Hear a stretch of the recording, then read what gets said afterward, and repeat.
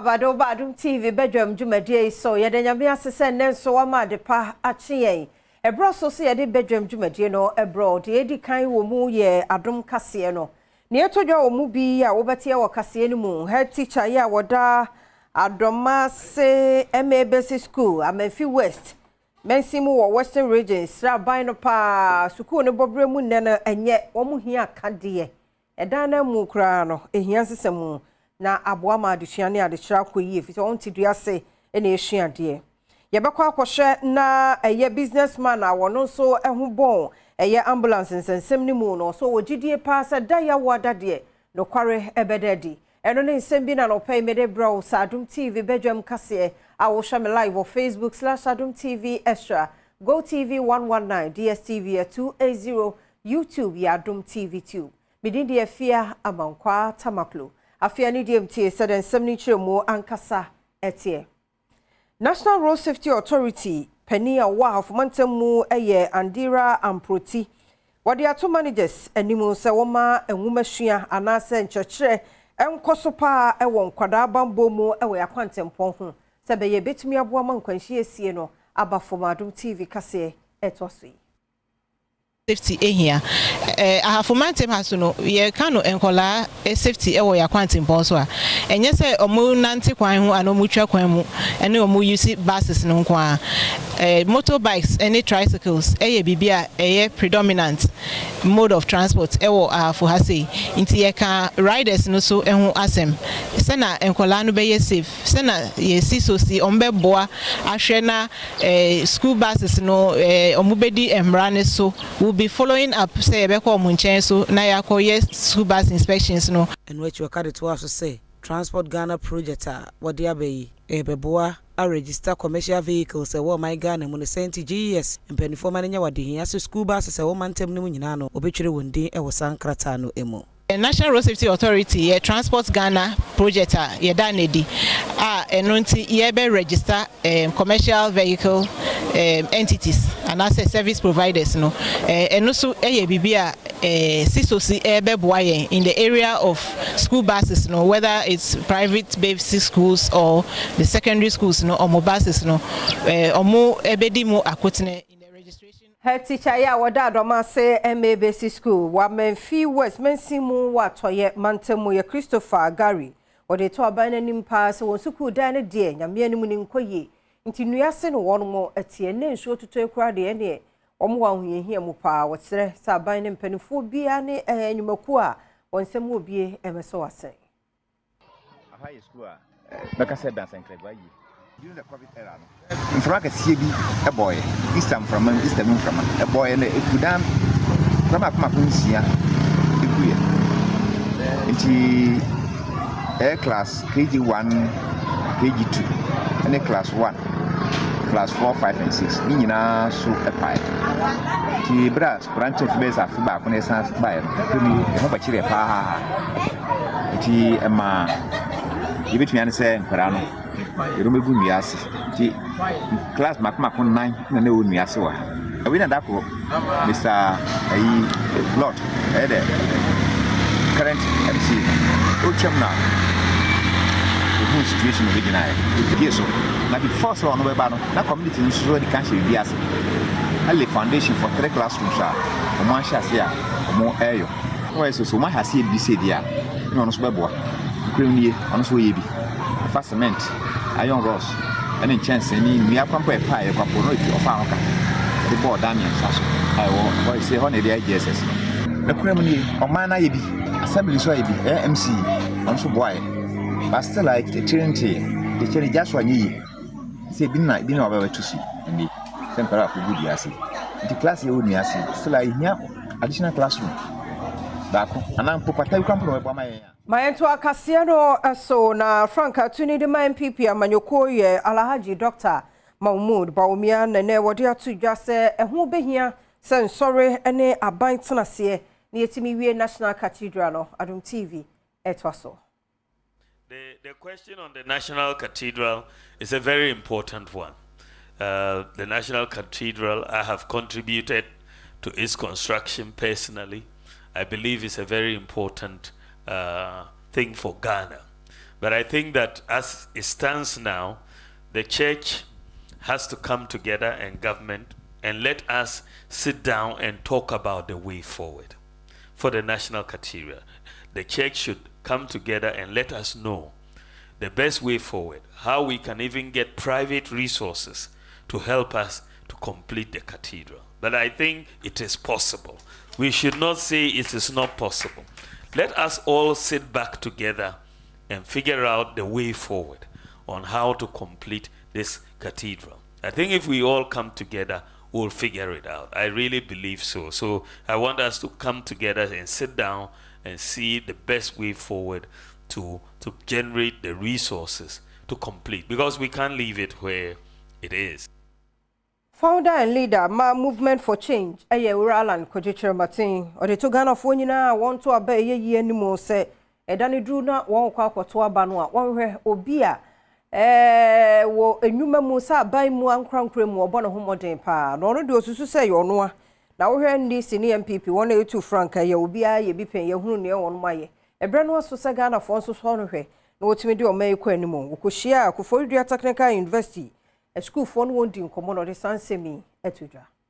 If you are auditing our records, not in politics, outside politics and inside politics, if you are auditing our records, between myself,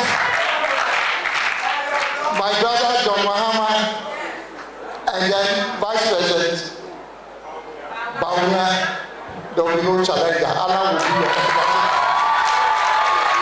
Please don't be deceived. You are looking for somebody who has a proven and demonstrated record of performance. Please, it is not politics that made Allah. And to our lunch, a mantinia coboye a wepuya mantem mono. And you on one will call a nemum, one in painophobia, one edom nukuno, and a one equoye, and one edin kind call. New job in traditional area Ekochia, da Sebre Kubuatin, and Sana, one etua, one mujumedie so. Na brand workers will interview mu, ewo radio station, one echo honomono, we in Sembisebiano. Now, the only way we to me are correcting is say, unya more dollars at the bus system. So when you more dollars in the bus system, now it's a fee dollar in the HSC, you know. Tonight, say, Nipam $5 yashi. And just bus happy. Now it's a city night day, not more day ever. Now we to me any more dollars. I'm a dollar now be changes city. Accra High Court, I said that ya wada ye see June, one ever na fe, one more a day, Atemwaba, Efa Kane, so for no share, Sikasam Hon, some swabby, Dr. Ato Forsen, eho. Na ninyina mu no ora Richard Japa ya wono ya boni dini ewo mu a ehun sama aye bebre no de owo gidie pa ne arehyimu se de binu ano beye yie Adom TV kase ekọ ho to so. Mr. Godfrey Adom, the Attorney General, against whom all these testimonies have been given, these pieces of evidence have been given in depositions contained in affidavits before the courts. These are sworn statements that Mr. Jakpa, for example, has indicated his willingness to testify to and to be cross-examined upon. And you would have expected this Attorney General to have sworn an affidavit and opposed, dispute or deny these averments or assertions by Mr. Jakpa and Dr. Ato Forsen. But very strangely, he decided to abscond again.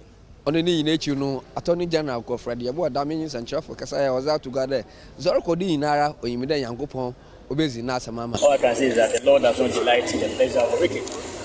And that even though they've laid traps for me, I will flee from them. The righteousness will always prevail over evil. Thank you very much.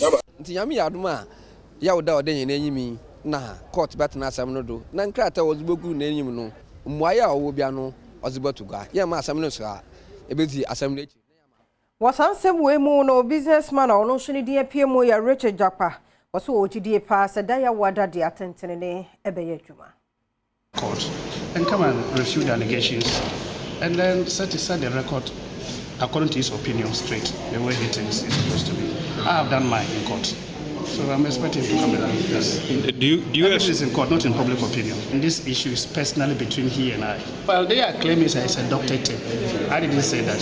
So they should bring the original. They should tell the original to court. My lawyer knows his strategy, and he understands the court processes more than I do. So he's doing what is required by him. He has got his own strategy, and I cannot dictate to him his strategy. So at the end of the day, you expect that you're going to walk? Well, there must be justice, and I'm here seeking for justice. So justice, anything other than you walking free will be injustice? I cannot decide that I'm walking free. It is her ladyship who will decide based upon the evidence I used before her. The evidence will lead to that. And I know she's going to hold fidelity to the law. And that's what is expected.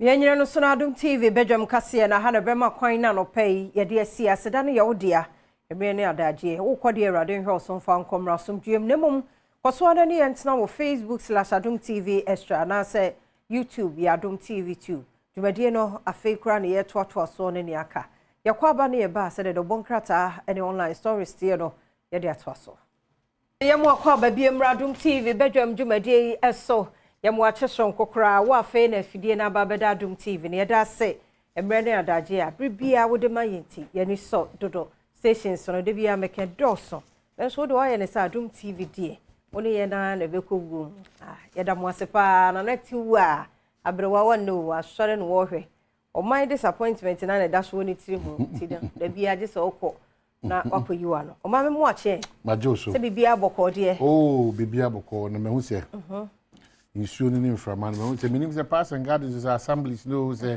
any pebi na afa to say nadmo me hu so masha ase enia no motri enia bia nyini o na kobna ayi ha cho hopa ensure o say inframan to me tudua say no so motri mu say enia dodo na no ni hini no yes de be mo na ti magina bra no etwitwa ho jama egina ho nyina no konko keke etu sum ni kakra ni pe ko se me nwa pa o twe bia ni bia ya kasie ye timi etuo de na se hu se anu won de me bill boss akasie no so e denche no you know ti mini this style no not you for no maka kire se mframa be more na so do omoka se mframa no na se so omo update no so ya na no correct so utie nko dia just that omunye ni nyame enti ebi obi ombeka se bi anan na bi ama 9 na ni pe doubt ba se de etie bia no nsuo no beto ano pe kwa ayes kemishi so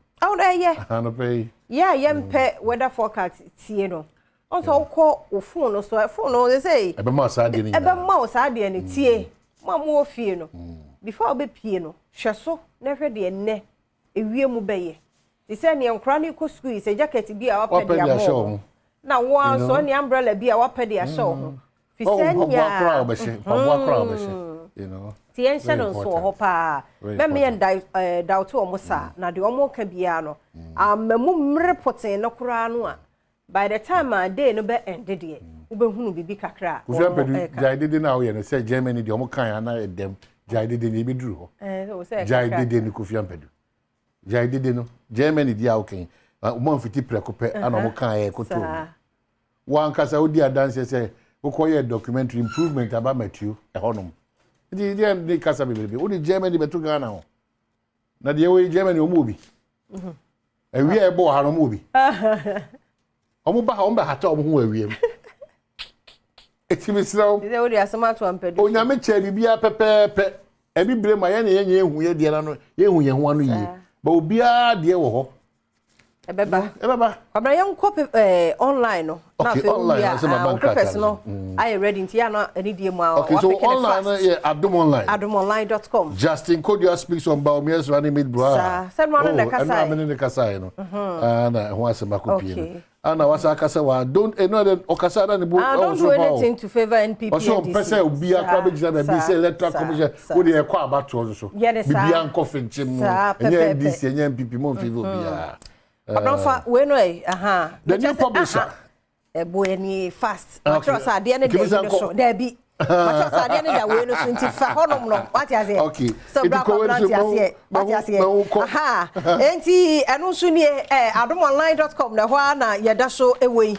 NHIS risk collapse if finance ministry doesn't release 2.4 billion own scheme and onto ehho asem nie NHIS ehho ensem no ministry of finance yesterday mo first kan ma wo na fe an collapse because omo boa yen ayentumi no kra anti yen sha se wa na this one do atojo democrat dem dey bring my ho kwan na ene obedi ho komo a day after June 4 into June 5 and dey bro no wukuada ekua ne kwakufo moda so nkokra ana nsu agugu so is a blessing but no pay simple kase assume esi short time we ti madam for the cabinet and teacher so time friend me time we ene say hey uye bidie say obi no obi nkasa nti we wadam for ne nkasa dey the osmosis name nkasa nti no so na o ye osmosis adam for so name nkasa me born ni dey we ene say na de nti o mo nkasa no kra wuni o ya we say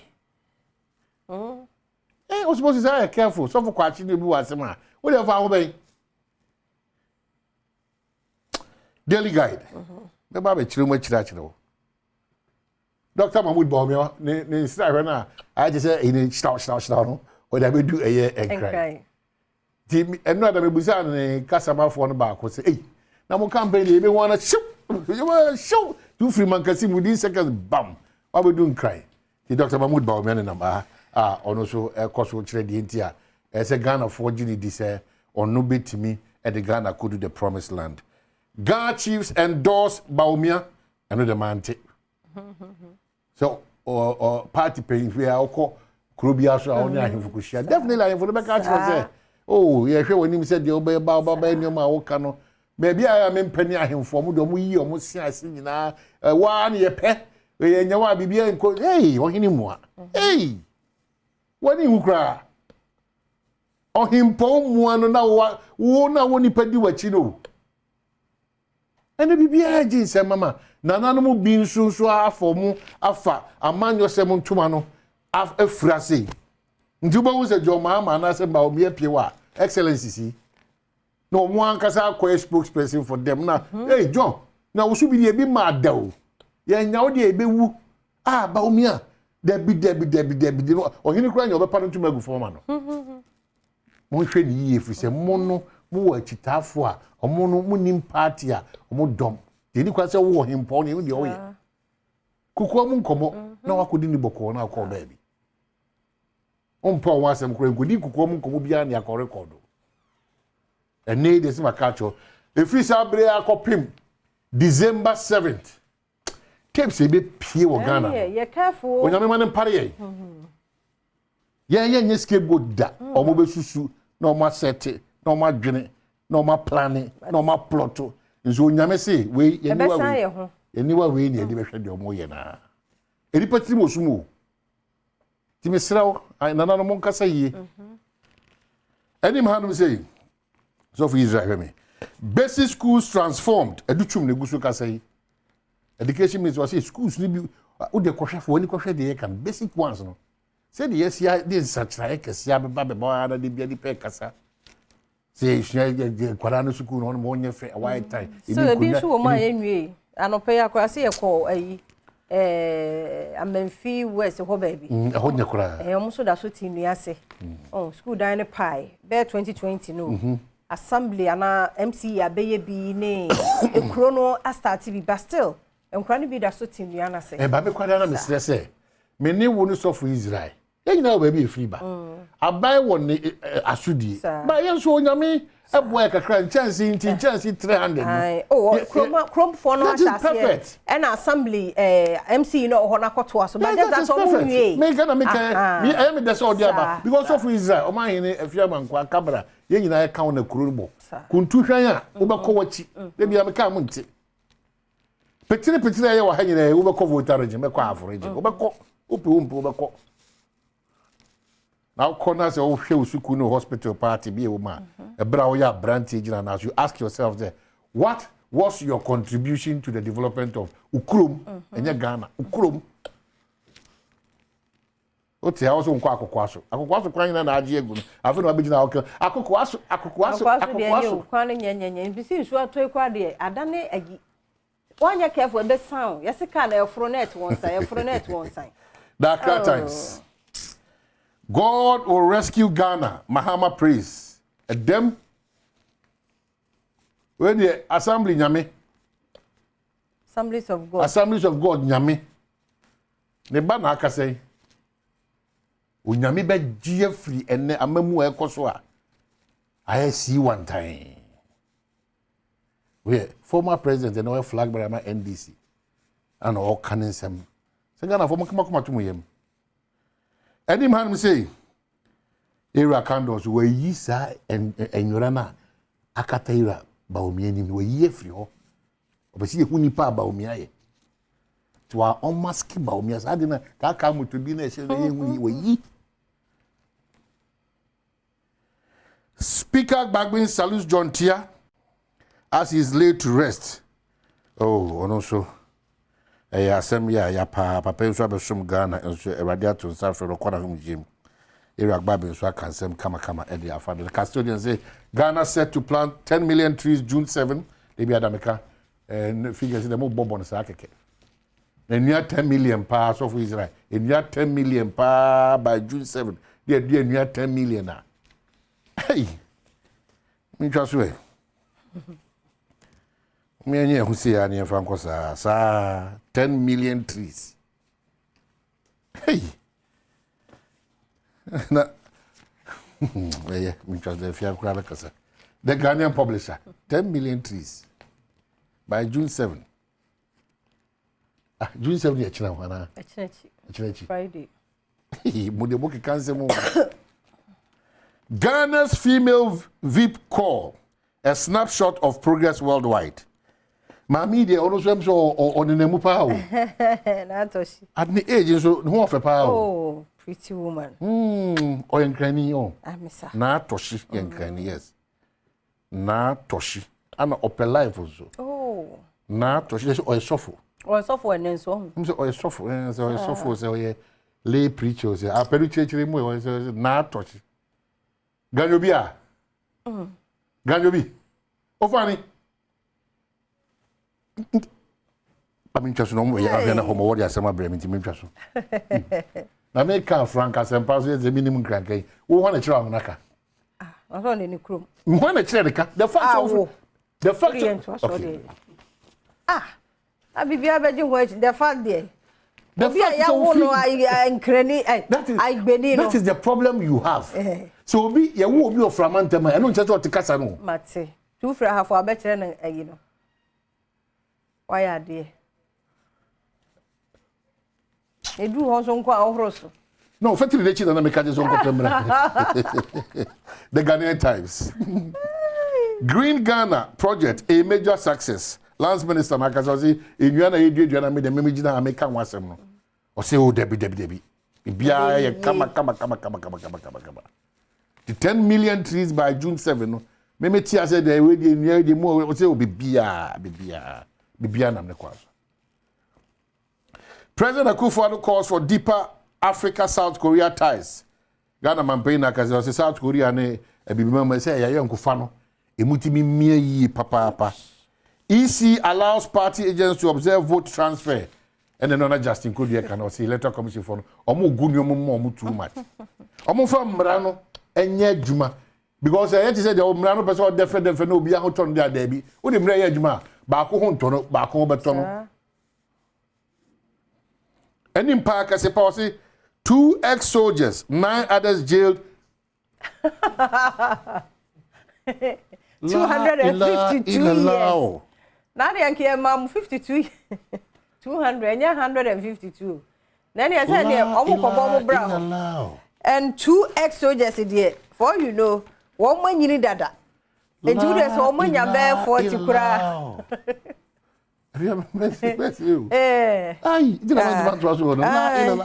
So much we are good. Daily Analyst. Land registration will be free for chiefs. Era Baumia Gusu Kasa. No, the era Jomama Kasa, Nabaumia so Kasa, no way so Kasa, promises, no way Kasa, no way Kasa. City TV rebrands to Channel 1 TV. Who baby, and almost almost such a and they call Channel 1 TV. And so baby, workers will be better off under John Mahama, NDC youth activist charges. Mebunu Baku or NDC Amani Kosishe.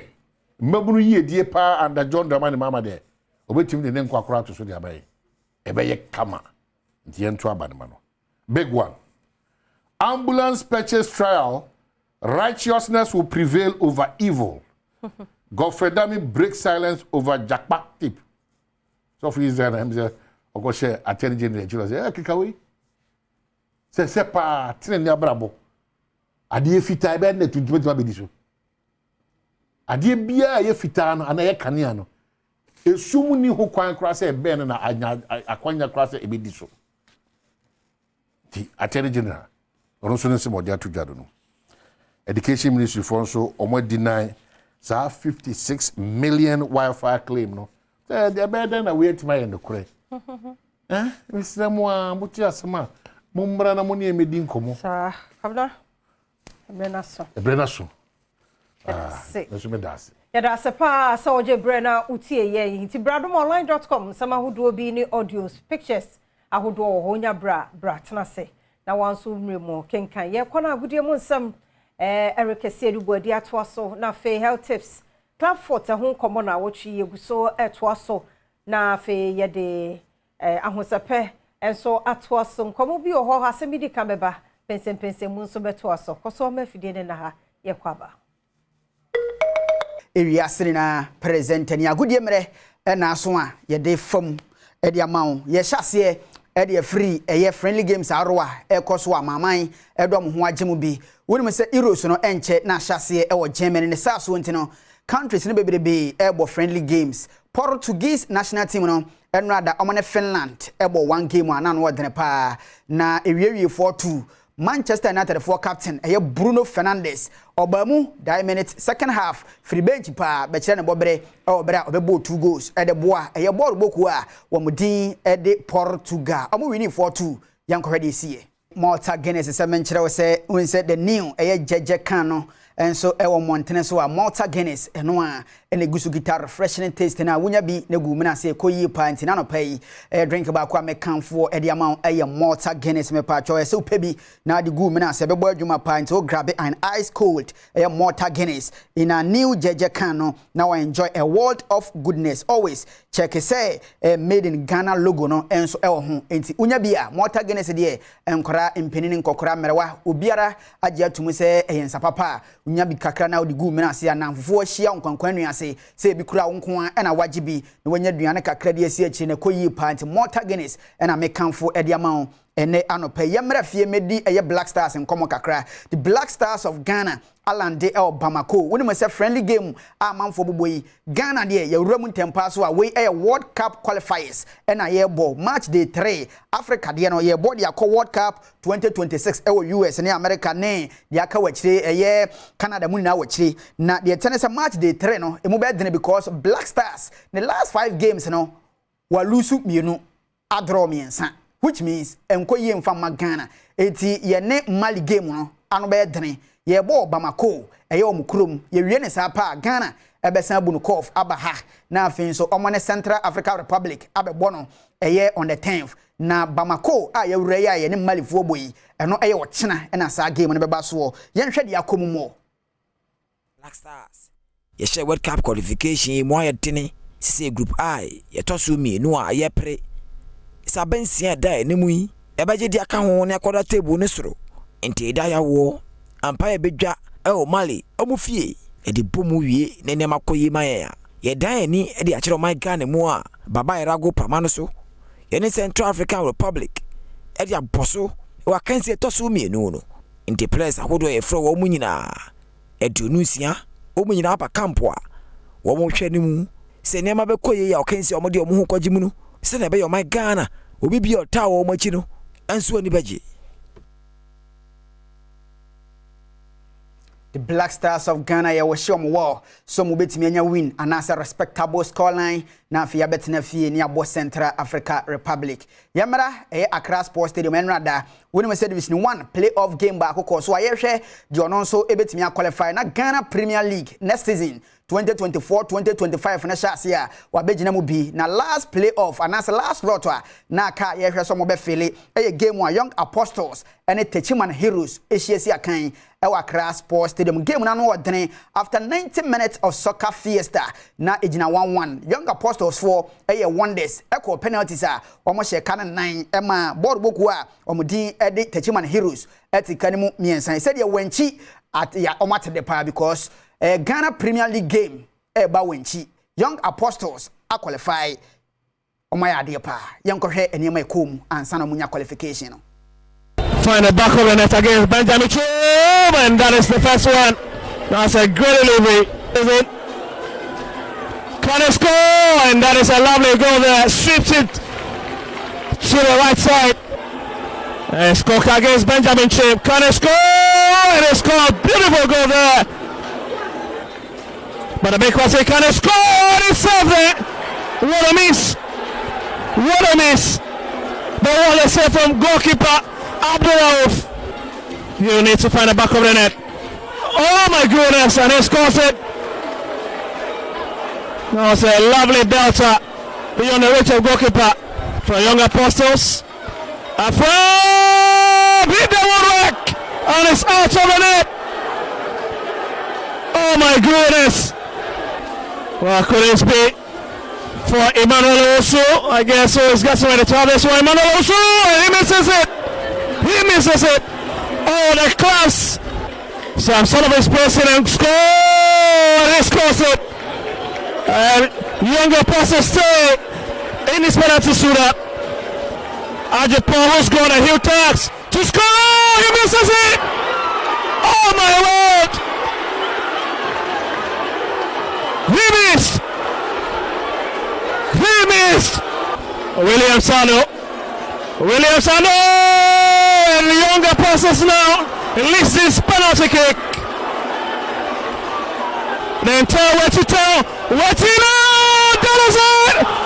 That is it. That is it. Captain Fantastic. Captain Ashamley. Captain Fantastic. Sulemana. With a real hit. And Young Apostles celebrate. It's a Premier League ticket, and Wenty certainly who jubilates on the streets this evening. Mr. Ketia Sobeku presents the trophy to the champions. The champions are Young Apostles.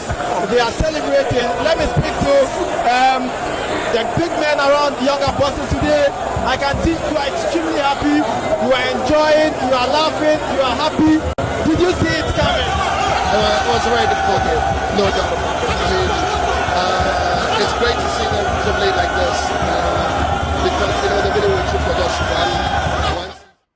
Yama Young Apostles for Akwaba and family the Ghana Premier League 2024-2025 next season the womo enomo nam ehwa pa so yanko athletics na oni masa Ghana ya start year pa in the ongoing Confederation of African Athletics Region 2 Seniors Championship ni mo ekoso Accra Sports Stadium na Ghana ni abrante Edwin Gadayi mema no 100 meters no wono na atimi win gold wi na afin so man team no enso atimi win gold in 4x100 relay no man e bodwuma pa yanko hwe sene niam asiko Mustafa Yusuf ena okan ede atodwa se unim se sa game we no ebetimi asserve as a qualification to the Paris Olympic Games. Wanabu Mustafa ena da agudie ano yentie no. This year Region 2 Championship also serve as Olympic qualifiers. So the time that you make here is going to be recognized globally. We thank the organizers for working around the clock, especially the local organizing committee, and not also forgetting our sponsors for putting your resources behind this championship. We are very grateful to you, and I'll use this opportunity to appeal to more sponsors to come to support this unique championship. The Ghana Athletics Association have also rolled up a nationwide championship from the district level to the regional level and also to the national level. And we want to use this opportunity to appeal to the various sponsors and all stakeholders to support them. This year, champion. Tabusia ye hwɛ ni mo se competition no ene ye de be wiewie e wo Legon agoprama so na agudie mu nsɛm kakra etwago ene de abrɛ ka national soma me se Ghana's favorite malt eye Guinness ena no pay Malta Guinness ena mekanfo e de amount wunya Malta Guinness are still ekita that refreshing taste na gumina se koyo pa sa jeje kan no still emu ode entipe bi na bobo pa na yankwa homa ne so ye ne fireman nankasan na no pay onfo ogya no emo yesu kakra Songo steak Countryman Songo Johnny Songo amemo wachi. Yeah, fantastic morning Bibia Bokore. Nyamena dom country Bibia kama na we.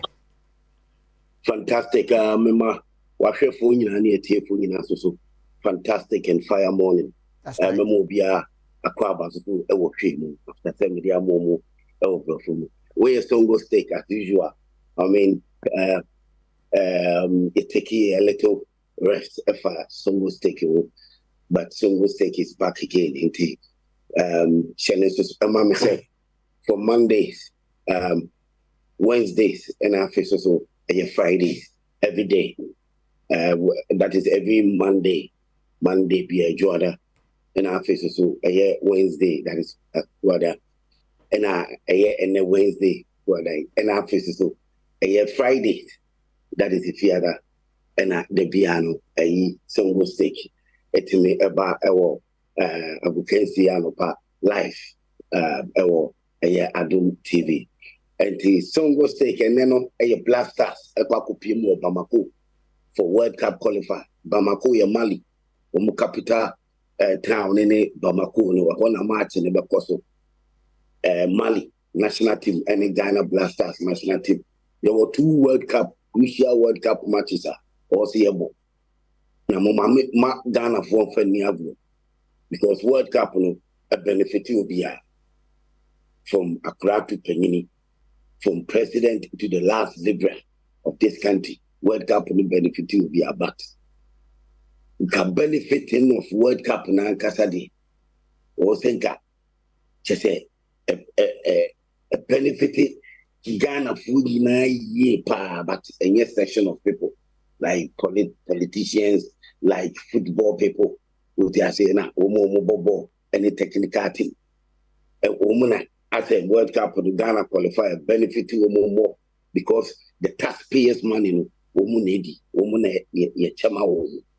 But the woman di agis her taxpayers' money na bi na woman so why ye ho by way of say, woman for correct players, correct managers. Woman kasana, woman football people, woman determination, woman correct politicians, no so sports minister, and then go for so correct. Next, woman could discard taxpayers' money, no woman to me deliver cup, and woman deliver good performance. At all, my need among Ghana.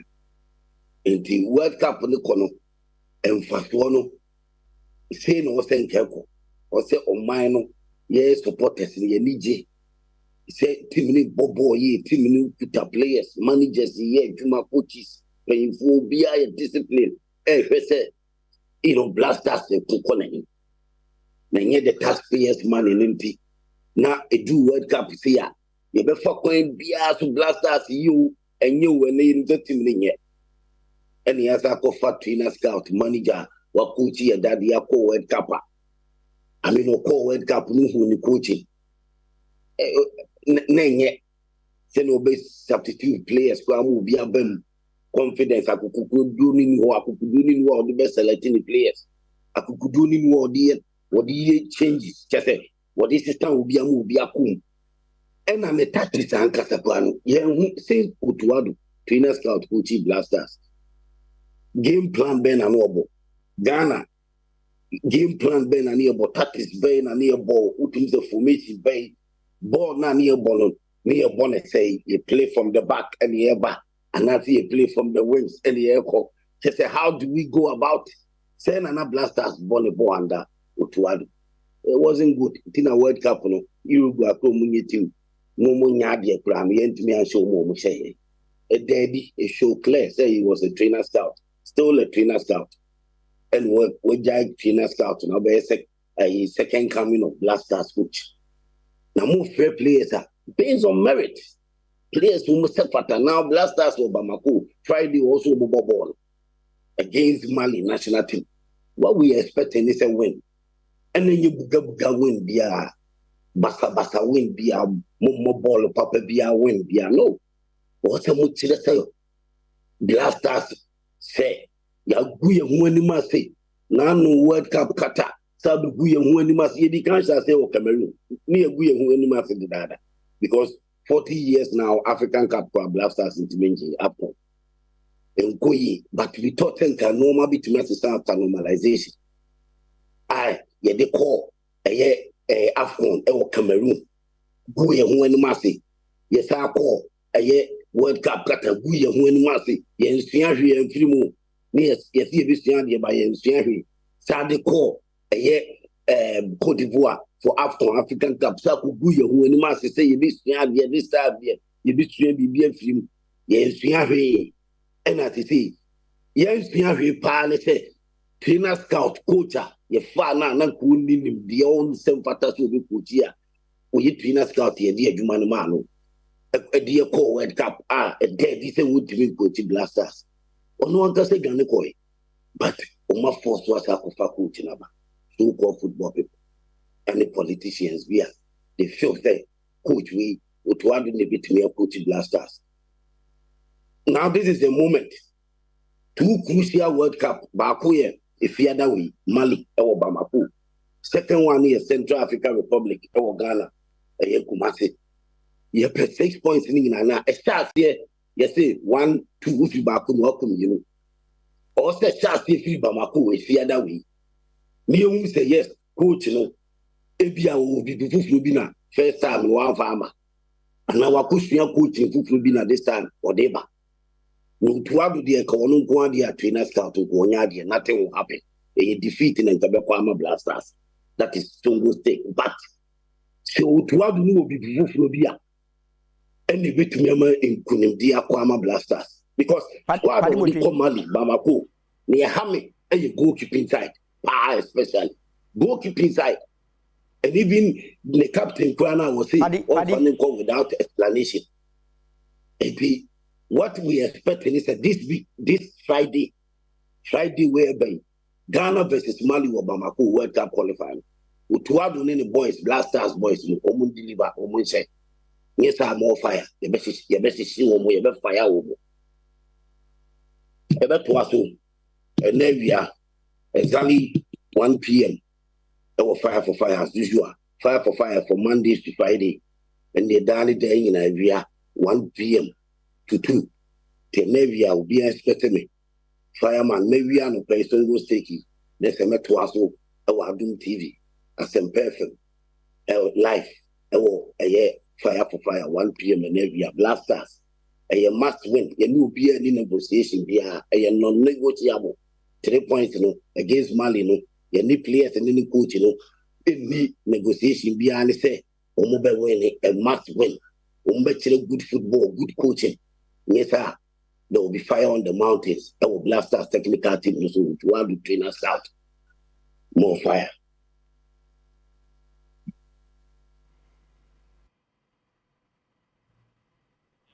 So, country man Songo, Ujanuni fireman, and a Watson say Songo steak or prepare Chiriboko, Ediamai, Ochina, 6th of June, the Black Stars of Ghana, our way against a Mali, El Bamako, and obed than a papa.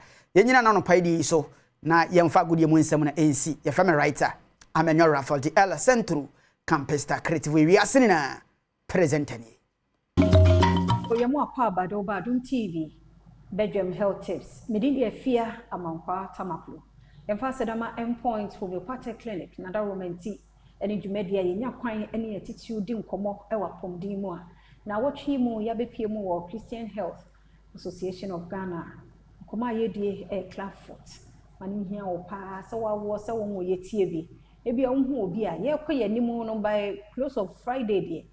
Na ye hunasi to one who be bisa wo area ni mu family mu fast na de na hospital na tumi aboa me ne oba Esther esi deche ene edi nkomo na wochi enche 5 minutes ni awie na wanya ho kɔ wadwuma so da asesam ye ne sa na mo so eti oba ye mo akɔ abede nso da sepa de hwia wo de ye fam ba ya te say your types of clubfoot ne ye say ye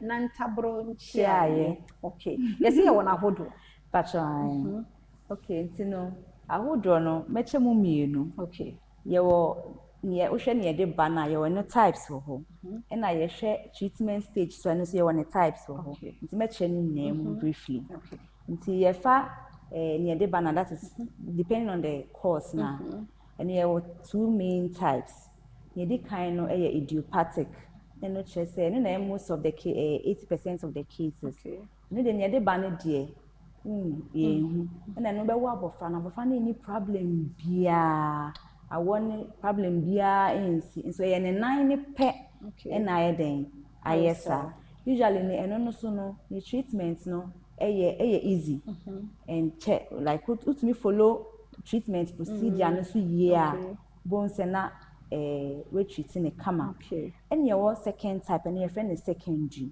usually eno no na ene yare bi na ye den enam ntimi fancy be wo abofra no na owo broni be ka say syndrome bi I friend Down syndrome no me who's na mention about quite to say ode bibi akosoma yeah all forming wo ye funi no bibi anko yie nti na ma ono nkwan so say na abofra no etie nti obi ono Down syndrome na osa wo Claffoot nti say sa Claffoot secondary to sayare no obi ho no ma na enye ne nan nkwan na achi obi no ma ne nsa ne kotodwe nti bonse be wa abofra no ne nsa akwa ne elbow na akwa ne wrist so adrope ne kotodwe akwa na Claffoot ne so ka ho eno so wo ho ebi o so a ye be wa abofra no e fe bibi neuropathic and neurogenic eno no ye nerves no so nti bo no ma ye fe bibi spinal bifida e be wa abofra no na nechi spine no baby antimi anform ye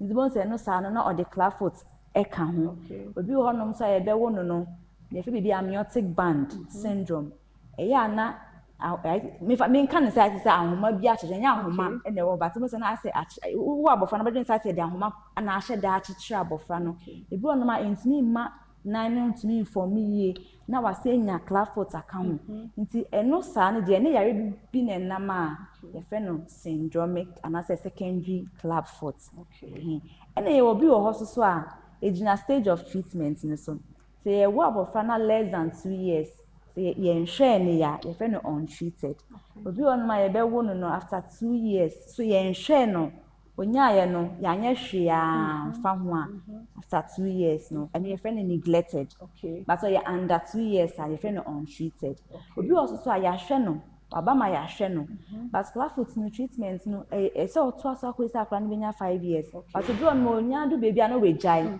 ndimo za akra no benya 3 years no na Claffoot no samba eno sa na ye fe no recurrent Claffoot because so at ase hence eno so ye types a ono ya hwe no manako but nhihye bi e wo ho na we ndi so no afedi etwe na san ye den eba no sa na ye fe no recurrent Claffoot and your Claffoot bi ono my friend atypical eno ni de ya na me fa no say Claffoot mu okukuni eno so ne hu ayaresa no den kakra eno be hu no ne nan na chiama eto de bi ohwe ne nan na enyi Claffoot no ne ne o Claffoot nso so ye demu pa ebo ma na o ta nan no kwapo ye tia na no ye tintin kakra ebo ma na nan no aye kese ne tai no eba ni na akwa aye kese eno sa no so na ya na ehu hwe no den kakra nti no se friend atypical Claffoot nti no so den wo ho no ye fancy ho chenya be ya do ma ye beto aso nti Esther esi deche clinical supervisor wo Christian Health Association na wochi Claffoot ehun komo na ye de mesro bi ama be bia ye dro no ye ba be hwe ni treatment eni se bia wan treat se de ye kan ya de no so de beba fasidoma endpoint for me part clinic adepache ne won kwa e be se hia Adom TV Badwam dwumade yi eso na se what enumi dia na ye time da so Midima for Heba Hospital, Dr. Time that saw Abenukui. Any bedin comare said ya pomudimon, semno, etie, dog, and pay yamwachi. Yeah, I know. Yabia boko dear. Yankopa. A human boko. A koye, papa. Bottles neighbor, coupons no more. Oh, yes, I see on the first no. Unjena enko for mini. Okay. Pass can on budget. Oh. And the idea will be a coupon Marco 5. Hey, and I can yes, and I just don't say enko for mini say on budget can acco. Yes, and the catch. Obi asa onyere ne ho said the beya because cardia no modu na ye de echaw fa edura one bottles oboabo anu nya ten a fa beje coupon baako enti se ne bottle 50 na de ba coupon no ye 5 enkwa ankodu 21st September no na ya break 21st September ya nye bottle biem because that day na ye be declare winner and no na the onya ne coupon do so no ye the carnaman on say and foot me ye bibia admi say enema bebele wo ho ya na but ye dey simple conditions in the doors but we dey simple wa o coupon be do so wonya car no e han so de one no bottle so they say 5 what the 10 bia ba coupon ba ye nko wan bibia na ka we dey ye da bi simple the obey mini car no ye dey ba Adom TV na ono abe to na akire Ghana for say ye ni no credifo a ye nya baako Dr. Tam da so ye no credifo ba oman Ghana yes na on say and then me hwe say and the medimafo ama oman Ghana ye no ye woni pa bia nka na den so betima be gina TV say obi di adanse ba medimafo ma ni mpanfo bi prese me di adanse keke enu am hwe so bi military na wono a egina TV so di adanse intense ba ne ho pre no just opes or say just me di adanse na sa tam da so eye no krampa the tam no be kan no empa ho say doctor da bia we dis obo watch me no ampa because the time no empa ho e dey see here na eye awo me buy ye see me low sperm count doctor ka say obe me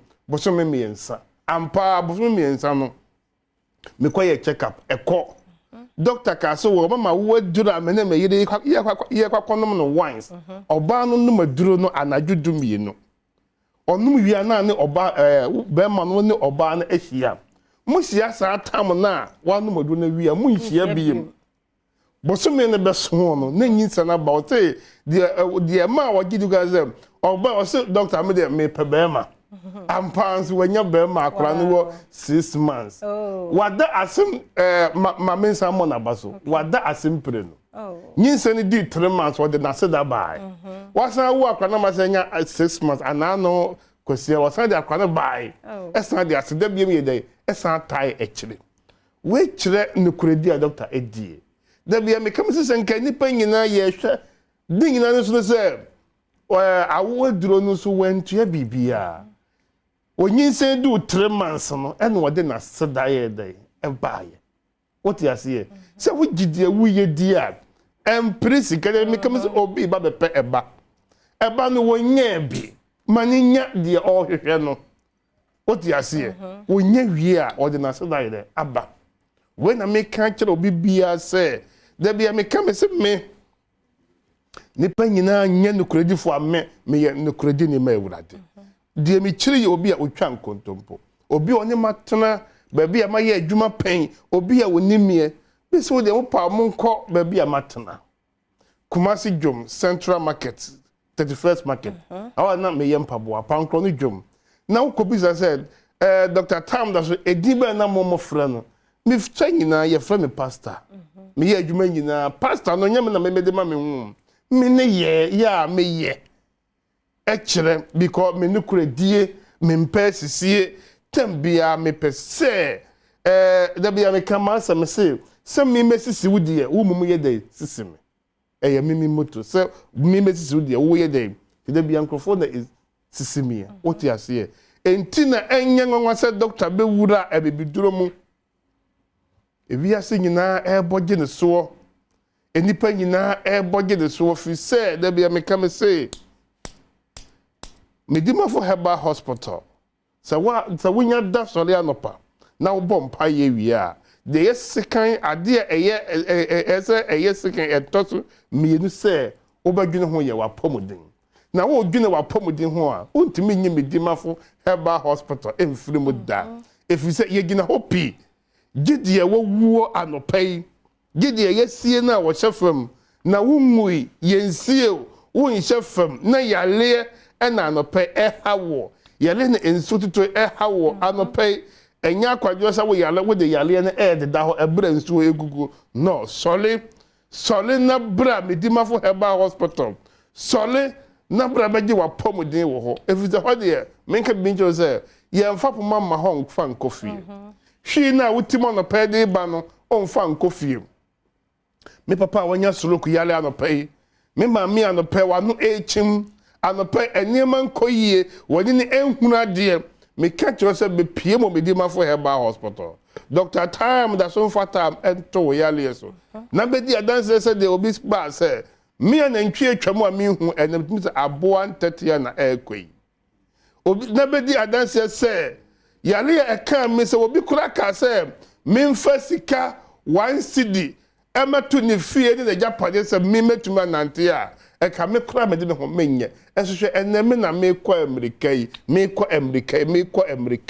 na be di adanse se na me se mabusuafo kumi afa me kokofu yale e kan me do me kokofu wie ya yale e be kan me no na me nim se bia mabusuafo na ekumi na ya fa me kokofu se na me nim se enie hini hama ewo medimafo herbal hospital ha ebetumi asame yale se di pa be yale obehu ba bia duro wo no na wakeka nsem hunu na wakeka ensem anim na wode nani abuni ma bebre medimafo herbal hospital edine ye medimafo edine se oyalefo bia wudimafo ne ehwa anopa doctor kasa wi ya me kwakotenase me free Adom TV me kwakotenase go pokuya sem mayira na me the time ya ebibo benkum ebi boni fen ato yalefo yale so mini ni se yalefo ba no otimi nsa nifa so a me hwe nifa na tam maka ken se ma yale no nansa ebeko tam we no empa ho me catch enye me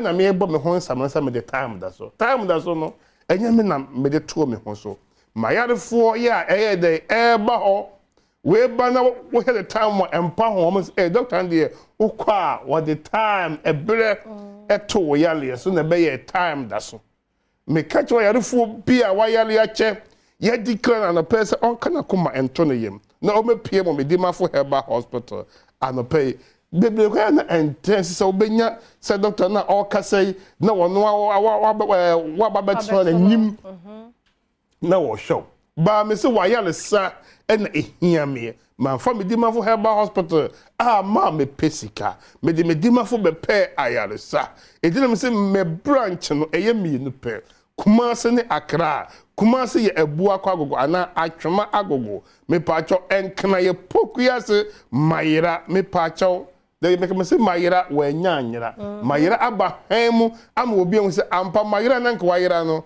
ene mayira eye kura ewiase nyina eba besra no because of say medimafo herbal hospital ababe PM ewo mayira na dog we so kafra me pese obesi we su ye on say wo ka medimafo herbal hospital ahwa na obi afa ho say ye wo medimafo herbal ye tonro wo ka mu ye ni say si hono mu pi na ahwefo nye enhunu say ye hospital ye hospital hono mu a say the normal hospital sa pepe medimafo herbal hospital one ye nton dro ba bia ye mfa dro bia nko pharmacy mo de doctor pictures ne banners exercise pharmacist no doctor men soma obi a ukọ pharmacy bi na doctor enfon yin bo ha me pa chawo enye me na me se o mo nye dem emfa emo ho men to dro wo care mo men to dro information center gise waba Kumasi ye ebu akwa gogo enkran pokuase mayira gise waba hospital ho ye hospital me ka kire Ghana for say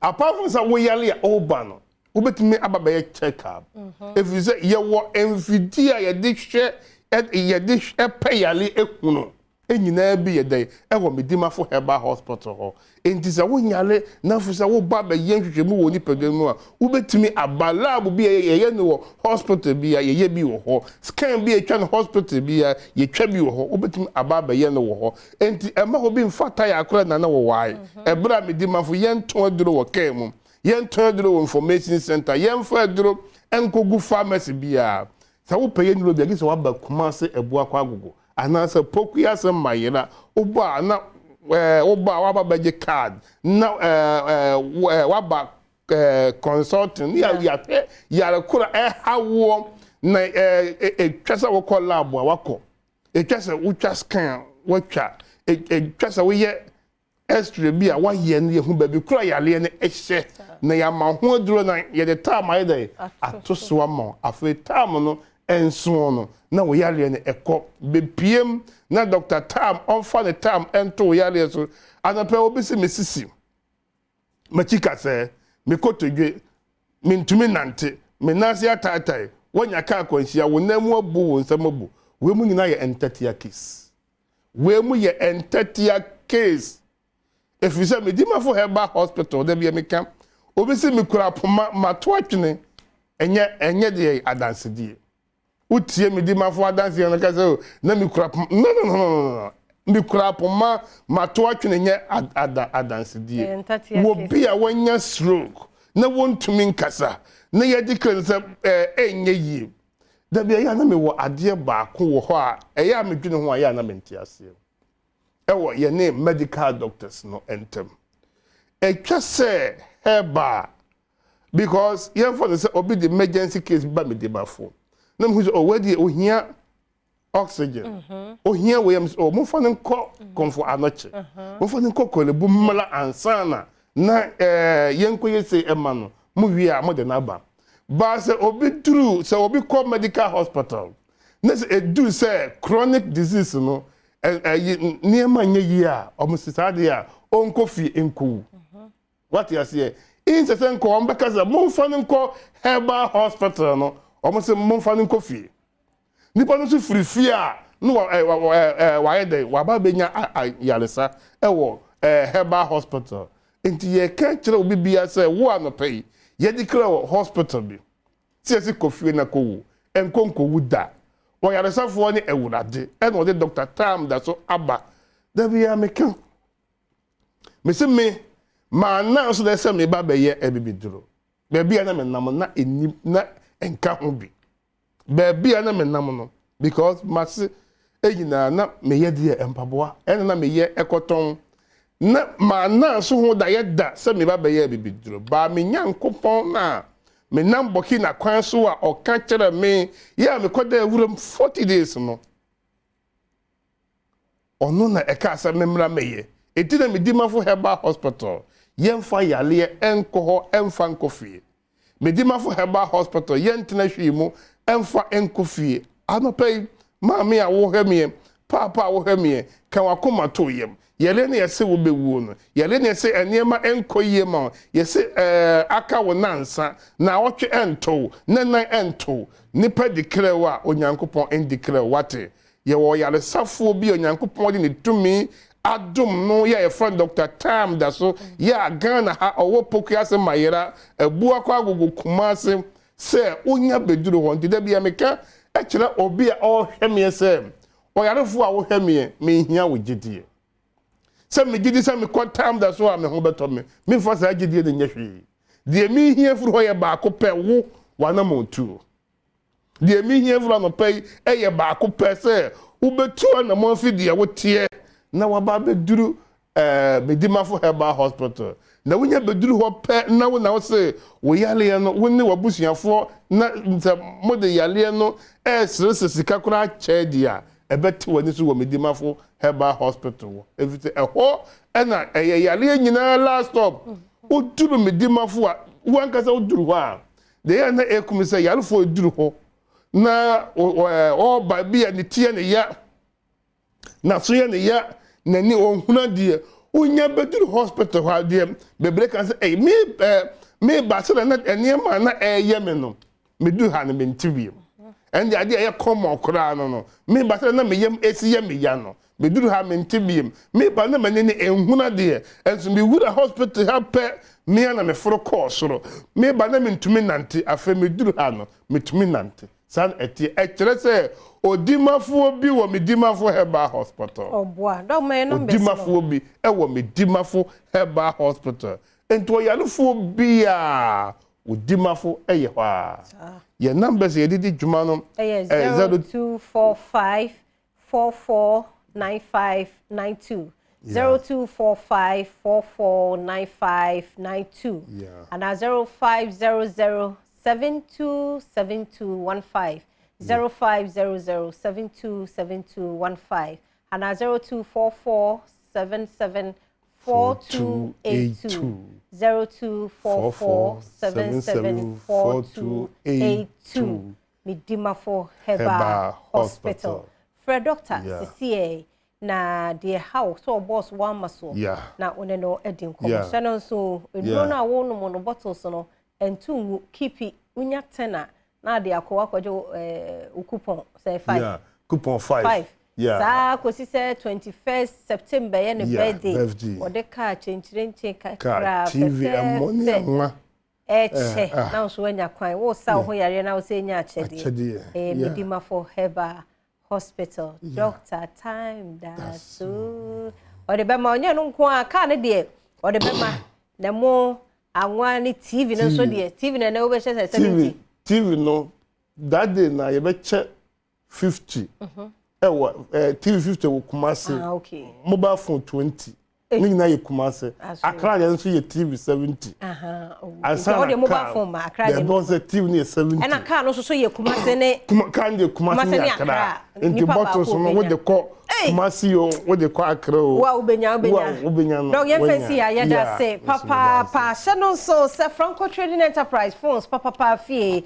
Any honti any doctor wa shumua ko Franco na kwaje phone so phone say no oto Franco meton wo you too mo yamishira yeah Franco Trading Enterprise phone acheyi ne nyoma ye papa mo dan see 2021 na meton show ho yeah and so baby anya yeah enti Dr. Franco any Dr. Time da so ba bejeje phones 20 no dey be che ne client no yamishira yeah was Samsung or iPhones or smart TVs no so ebi wo Franco air condition and also wo na face CCTV cameras no so kope bi nefa ebo fie office be ya bia onam bia no uhunu ne ekoso Mr. Franco the number ni empeke wo internet bia so 0246 422338 0246 422338 and 0555 939311 0555 939311 now on a Franco Trading Enterprise for Eddie Enkomo.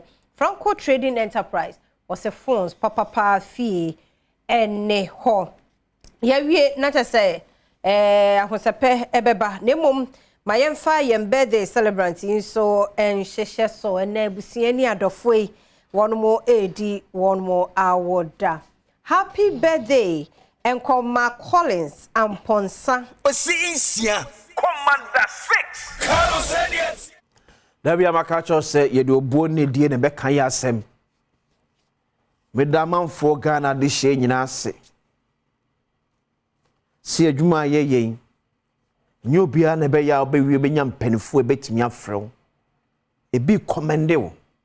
Ne bi social sakwesi misu se kaweka o fa ne se ya meni so ne mo ye no eye me fe ma ho adodo o bisa kwesi se na wo kɔ ne de wonya asem da obia so ne issues so de eba table ne so mo ka won asem ni ka edi hini ya me hire obibia se munya bre mo da agemu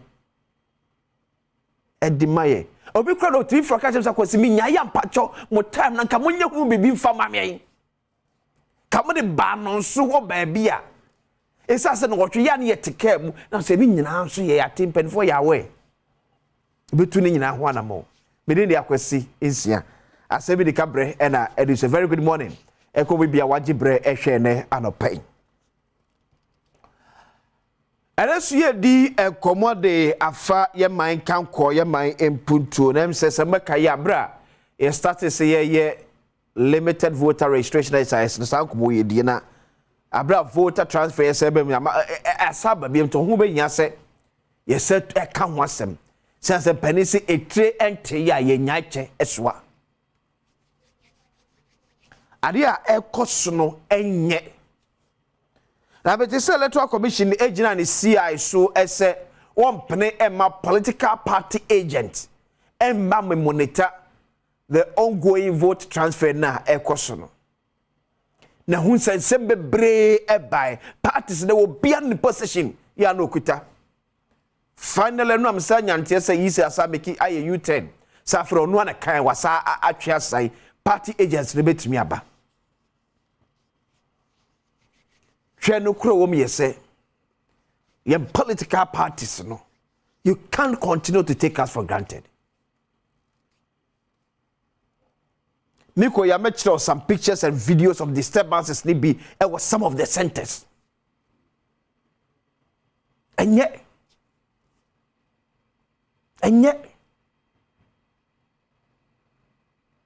ya wakwane nhyehyɛ ye betimi afa so e dia challenge obi be free say one sem factor say afi obeto aba and one sem factor say obesi san ne baby oto na aba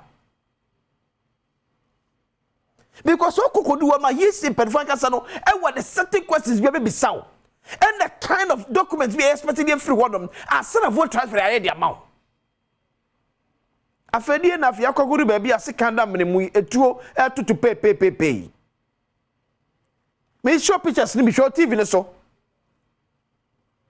obi kwere akwakodie mu am ye de ade akwa bonesa na me no ka say manage e bonesa and I ask myself why. What kind of a man are you?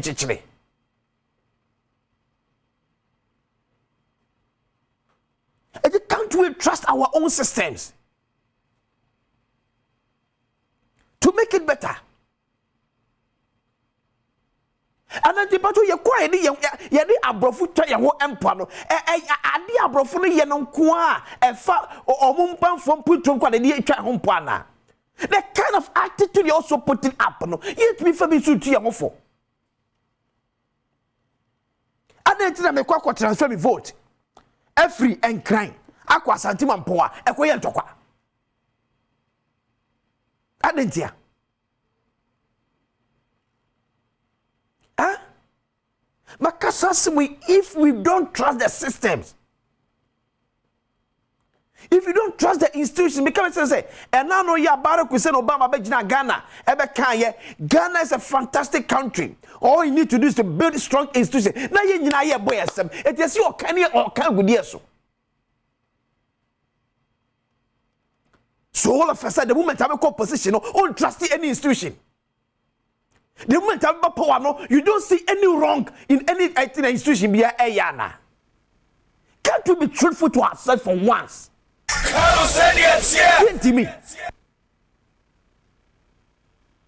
not like I say, be bien a buy institution, maybe end this forfeit. And a be bien so a buy institution by Yasua, MP Bonnie womb. But my table is the same NDC will bash electoral commission. Will come to power and defend the same thing. Then MPP will bash the same thing. They might be defending today. What kind of country are we building?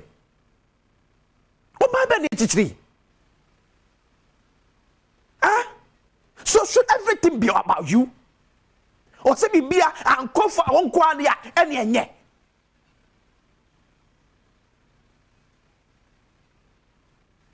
Eso to dem ko kan se ba ka be kan no pai no etide bia ye be sia husi ye ko abato to bia no se bi o si nya jimi fo ba ko mu wu ana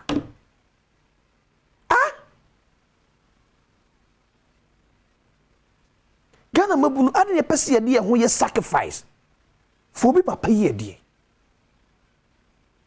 ade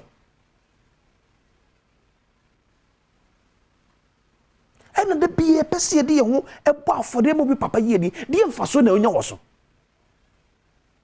ye bisa ho sa abrante ba ko pra me frame say etu nwe pra wo pra fu say politician na ko gire mu ye man onimu okai wo mpo sabi ye tinu ntimi nya adwuma bi mu ana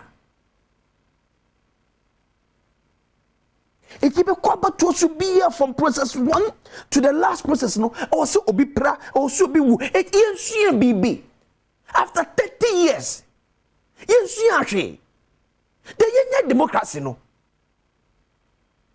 o kan ya kokoti ayi example ya emfaso bi ni so and Ghana democracy no young America for nyom de start over 400 years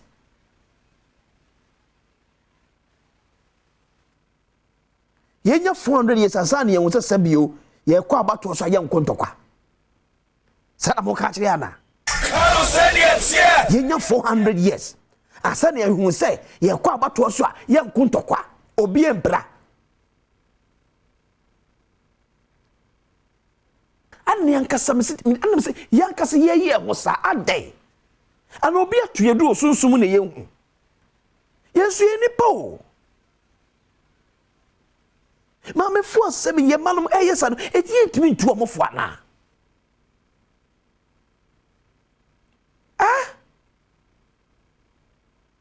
ye timi ntu omofo na wi atama konya pe no dia bone yonko trim na wi amaba ni yonko trim saw all because obi bapa eba be ye president all because obi papa eba be ye member of parliament obi papa eba be ye minister na akọ nchen ya watam 100 Ghana cedis the amount e na akoko hu ya na Ghana mabunu ye wodachi o ye wodachi I'm telling you. Ghana mabunu ye wadachi ye dachi na fe se tutu ya na mo yi ababe nyankopon ne ya ho ye modemo aye bode ye babedru no enye politician bi kapre na simpoa ene de be ko no de bia me kato se ne ekoso yi nyina bisa ho se politicians o mobusuafo sei ene wom ade nti no bi be pra eye wo na nya dwama na se ba omiaba obi sa ho sa ade nti de aba be bo bi e pra na enya dwama na ba omia wo faase na ye wo edi nkusi da bai e yo hia be nko aho kire be nko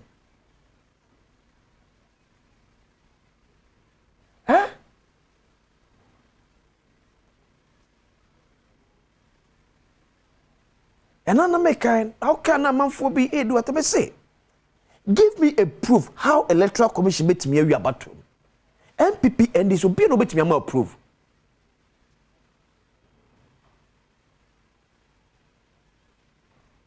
The way they see embrace share about one. Obi any the whole year na dwuma se na ese fata. Kire me konya yesi betimi afa so wi abadem.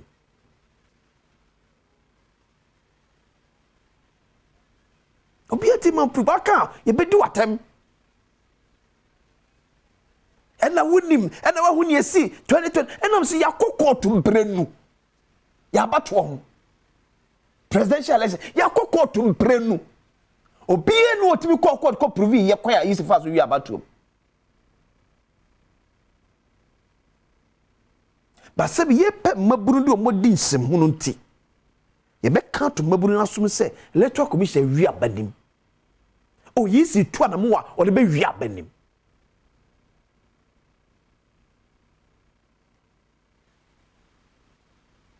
enye enano na enye enenso nye. And I'm telling you, Ghana abatwo omre so anaso semre se Ghana fo se wo obefra akonya so a to adwem se Ghana fo ka se wo ye besa de waba to adwem mumye nya se ye ku ye ho no na ye maburu no so se ye de ye sa ukru tunuma no ene ko James awodo ko hwe emrantie ma omo ofe wani monyam kuta daache papa eda Jim nye Jim papa nye baby e condition kura wo awia kata ba so no dam ye pegya na de wo de ye de for election ti eti mahama ba no e be pegya na de bi ko bon papa ho ba ya enye yi ana eti Dr. Baomi aba no e bi ko pegya na de bi ko bon papa ho ba ya enye yi ana me se adenti na wo se ye wo ene e don kwatwa so adenti wo se de bia wo na wo pra answer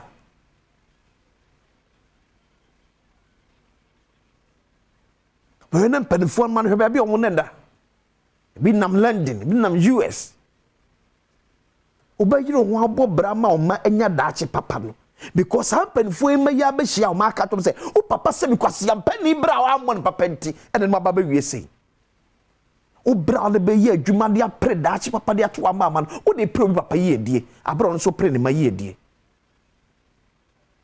na me ka to say obi a support MPP for ne kwana nyina 50 Ghana onya bi da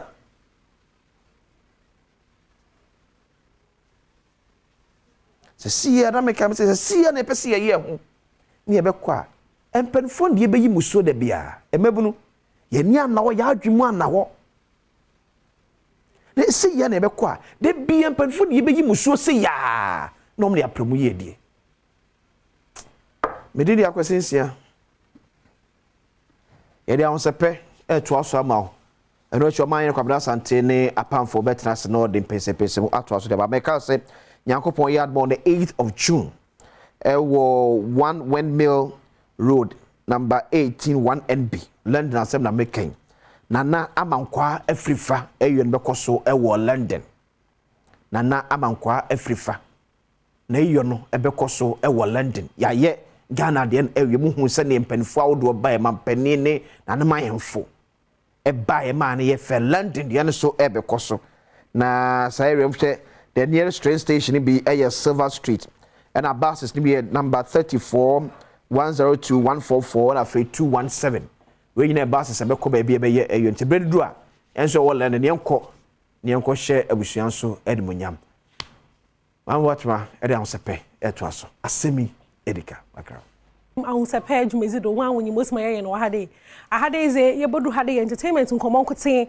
na ye twetwe na mo Kempaluta nwumi this year no abranti aba no any year wafa year na papa na yaso ye ta na chitu ye jana chizanzanza me ka say Monday no man congratulations na me chim the redder ye support papa na inyim de enye official yana oba ye new artist of the year abranti aba no more information be inyim fa no ho one for information on to do on farm Kempaluta na ye ka no ho asam na nde ye to no nyim koba aseda no inyim that as far back as 2004 and I started the Oreo nyom krom hadiana mama hwemenyim 2004 wala calculate na titil from na tase there abrabo inyem rikatu abrabo no oye ntobo ase yenko hwe baby mo wo ni free wo run wo atonsu bokuro owo atonsu bokuro atantofo fancham atonsu bokuro owo kumase honom na wo na se merichiama papa machima chode mpo no me maame nkote no oteten papa biara anyim single mother papa na we raise abrantie bakama otide na se ye ka de ye rehwen most more ye ibowura industry ni muniza na yenyim na as rapper hardcore rap pa na Paluta oye Kempalutas na yenyim do rap na wa switch asisi ara no otonyo nti no tira maame ke before no first demo 2004 and Kempalutas in the first demo of the bay. Inti no say ya most more ye beji ziniza na ye beka de oje do or rap na or started ori nyom no na or started the onya popularity nko for started the woruhu Kempaluta ye inti no any hit song pa yezu hu ye pa ya hiti da menyomo no eno oma kempaluta obegizin pa e wo krom hade nti no say yehwe artist bi onye wona ye adwuma ye be boss strong man na ya bo Amirado Kwame Sticker and the Dusty and Kwame Eugene nti no kempaluta new artist of the year and I'm presenting am no chema aseda sanite enwum no biom asido na nyamie Rakofi son for 2 men may enjoy enwum no kakra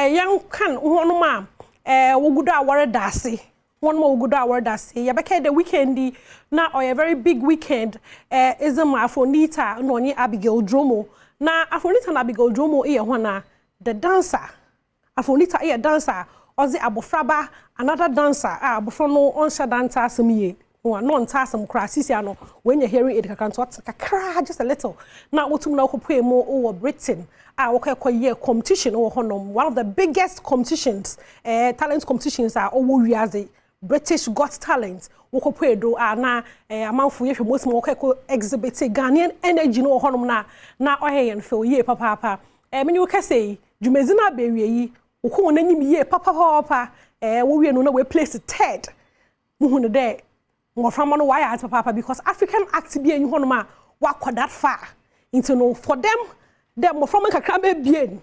Third position is a wow. Congratulations, Kesepa on common. Now, American Adamano, in Afonita or your students or University of Ghana na Mopocho, University of Ghana for no we're proud of Danita. Zaya from Afonita no this nakasa and I was out to Damaheno Danita Akosia Adoma Yeboa. Hey, Erabauzuno doso. No as a marine University of Ghana for no and I worry him there. Afonita what dana say woman congratulations so into no ma monhwe da motum na makan mazamowa congratulations Danita Akosia Adoma Yeboa our friend Afonita level 300 banking and finance student at University of Ghana Business School. You and your dance partner Abigail Dromo have achieved a remarkable feat by placing third in the 2024 Britain's Got Talent show. Are you cool? If University of Ghana we're very proud of Afonita.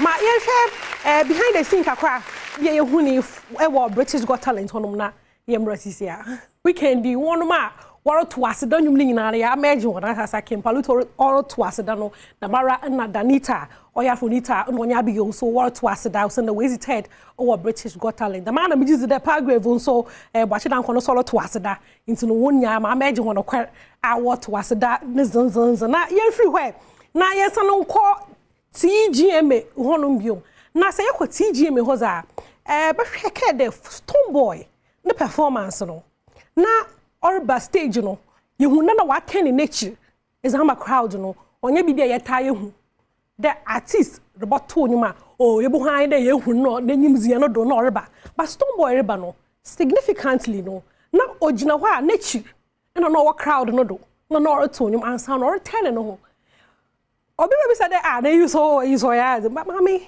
oya significant of na year oya Dr. Louisa wa be chirem sent pe Stone Boy Ozinechi, you face the crowd no. Ebeke, the story of King Agokole, most more ya ewe funo wo be pay Ghana because you chroma hade no ya ya free baby na ya ba be pay mu ha. Na awona funo warba no. E care story na wo chirema warba no. No osada wo fa no che. Wo sinimu. Into warba no was honechi. And I wasn't answer way was a bay. And Stone Boy ewe. Oya wona nyi papa. Into no say e hundo Ozinechi reba. No mema enya shocked or ye noche most mo way wo for noche walls no mu no na ancestors most mo way wo be no damara no ye be hwe most okodo wo TGM ho no Stone Boy enyen that performance here hwe no or one of the best performances at the TGM this year Stone Boy congratulations on come winning artist of the year now before that no tell me can na year be chum Hey, now wife, you be doing the most too. As someone wife no too much or too much. Where mamu too for where I will be see it's no work a crata. You know, what's a fun fact? Stoneboy entered the stage with his back. Na say Ochema or a symbol. Aha. Ochwe liberation. Ochwe resilience so. Into you know Stoneboy no wife na wa betchum why Stoneboy was in echi.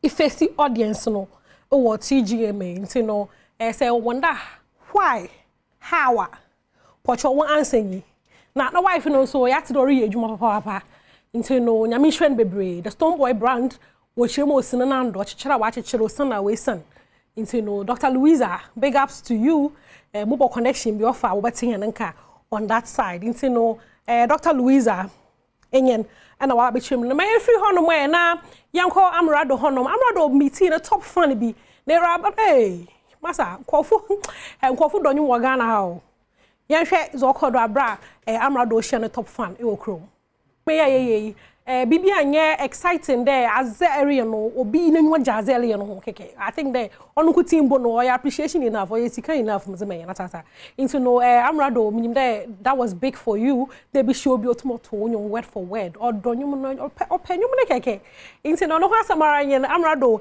ho nkoma ye hu ne nye na ye free ho no mo na ye kohwe picture bi ye hu no on social media me feed the picture no yenhwana say I will be nya futu ma afa maybe nya bia na afa ehwe picture ya abrantie be ye wo hoi etum hu da wa abra ye papa wo kirema wo ye nkofu bia wo soa blocks na ehwe picture ya oyaza wa kosoa blocks 6400 ezekogu a wrong address into minori kese wasada wasan wosoa blocks ni biom wozu ko baby for hallelujah. Hallelujah. It's you know, say I pay and I'm stressed be more. Mama catch out the hair or be abrachino or be I stressed the snow. Into no matter tabu puchu, be all right. It is well at it because block 6400. Why are hen? Network to walk your blocks a wrong location. Not wasana kada one son on says it.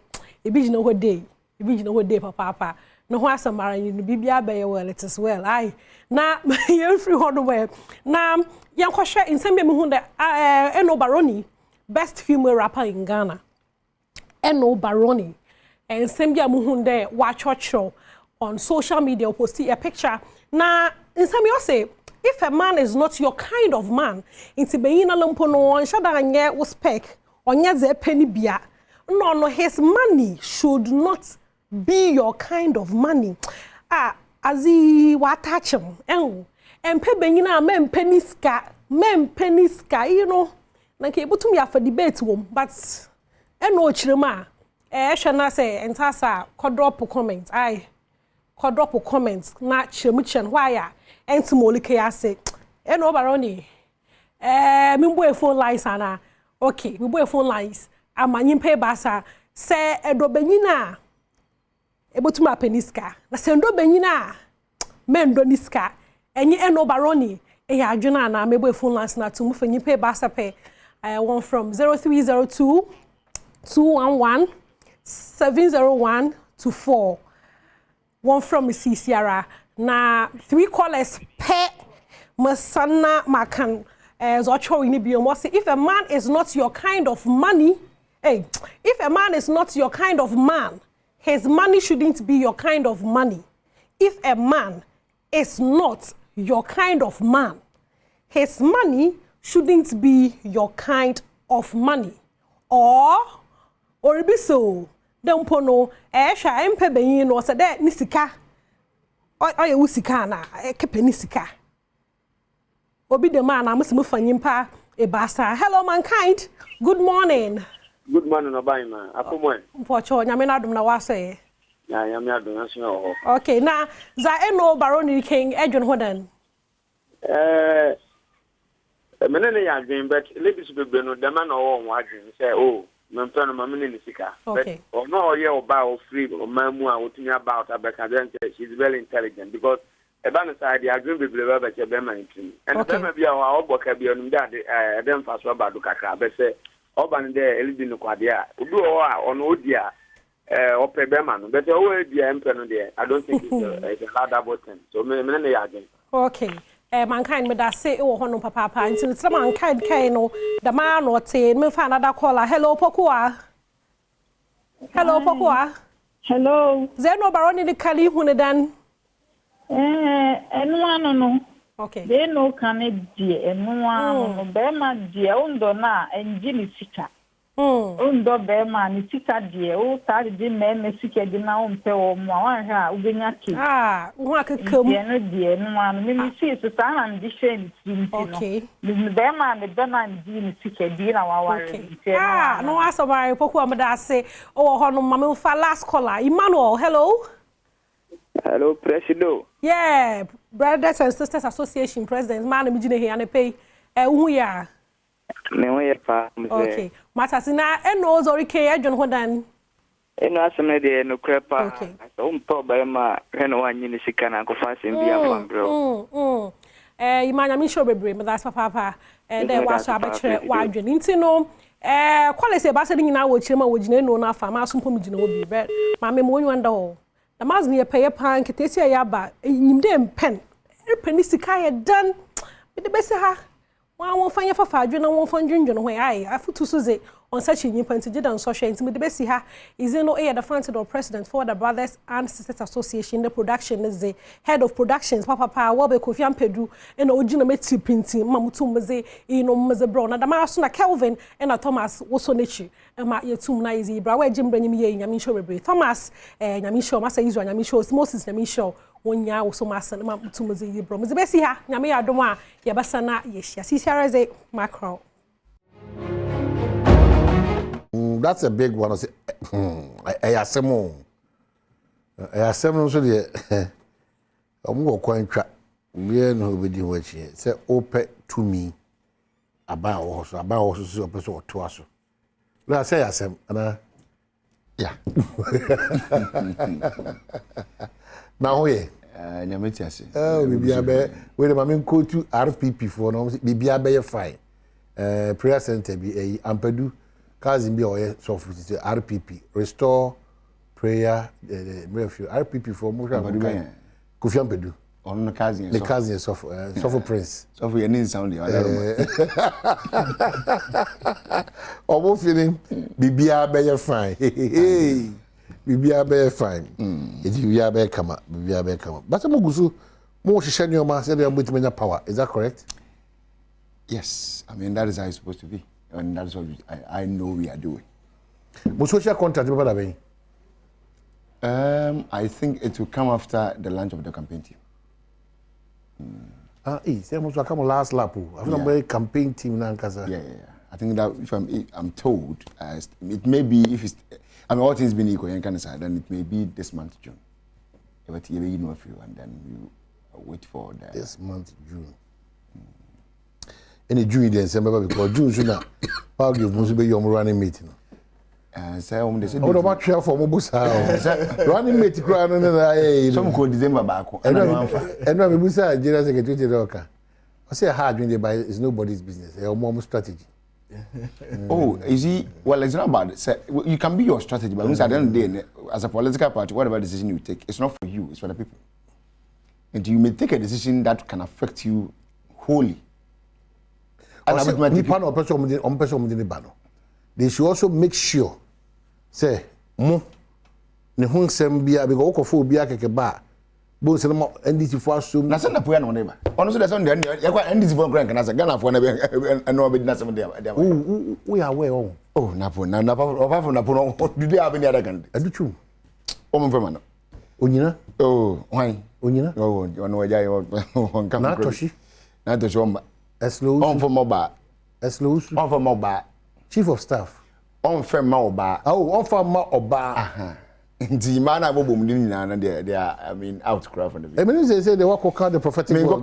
But I mean that is the truth. And no ba.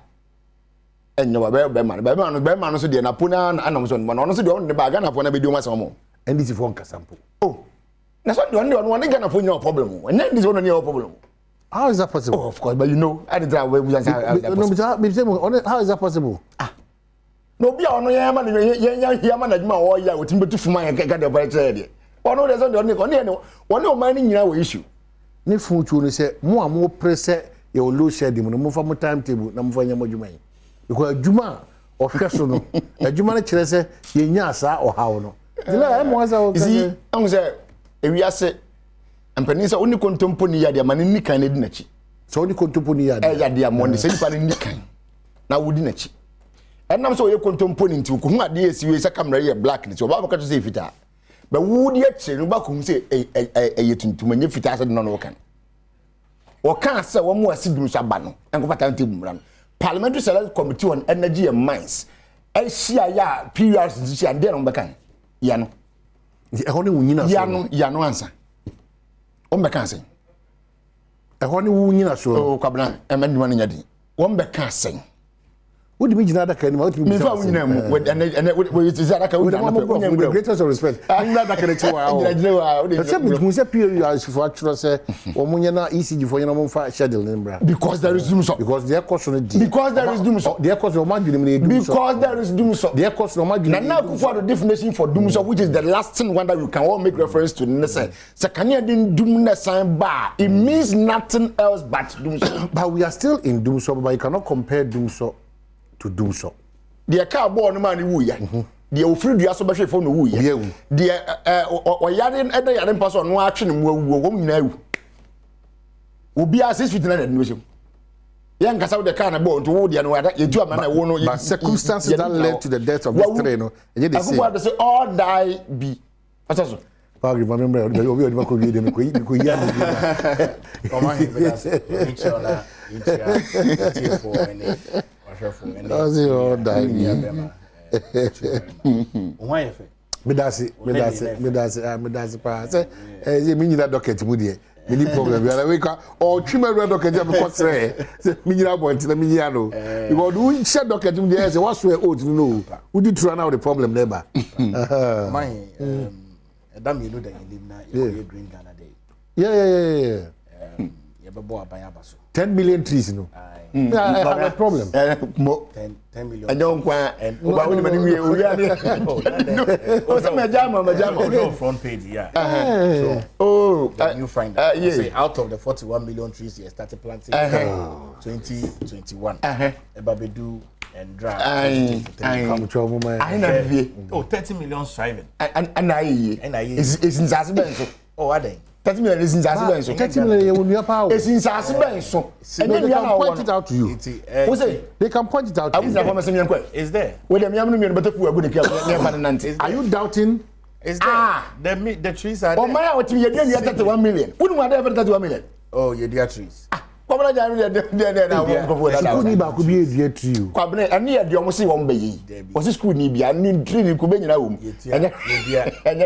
but maybe on say kwabra obeka na butena se we wana go dia so we nga wo cha akoboko ka wo cha akoboko nso we be cha akoboko enye pesi wo Ghana enye papa pesi wo Ghana dia odba yi we de kan dey we na dey fe papa pesi wo Ghana in the next 2 days Omampeni na Nado Danko Ekufado ebe lead the first tree planting of 2024 e wo Nicholson Park Bema Camp Nicholson Park Bema Camp okay iti yabo bia ba so se mombo modena monko from yenko duandua eneja me de the honorable Samuel age na pode me gidi say wa yejuma bebre amagana e wo the ministry on the tree planting exercise dey bebo ye pa over the years from 2021 BC now all trees are planting ya in the future of Ghana between the akwa Jessica for carbon in Yama YouTube you say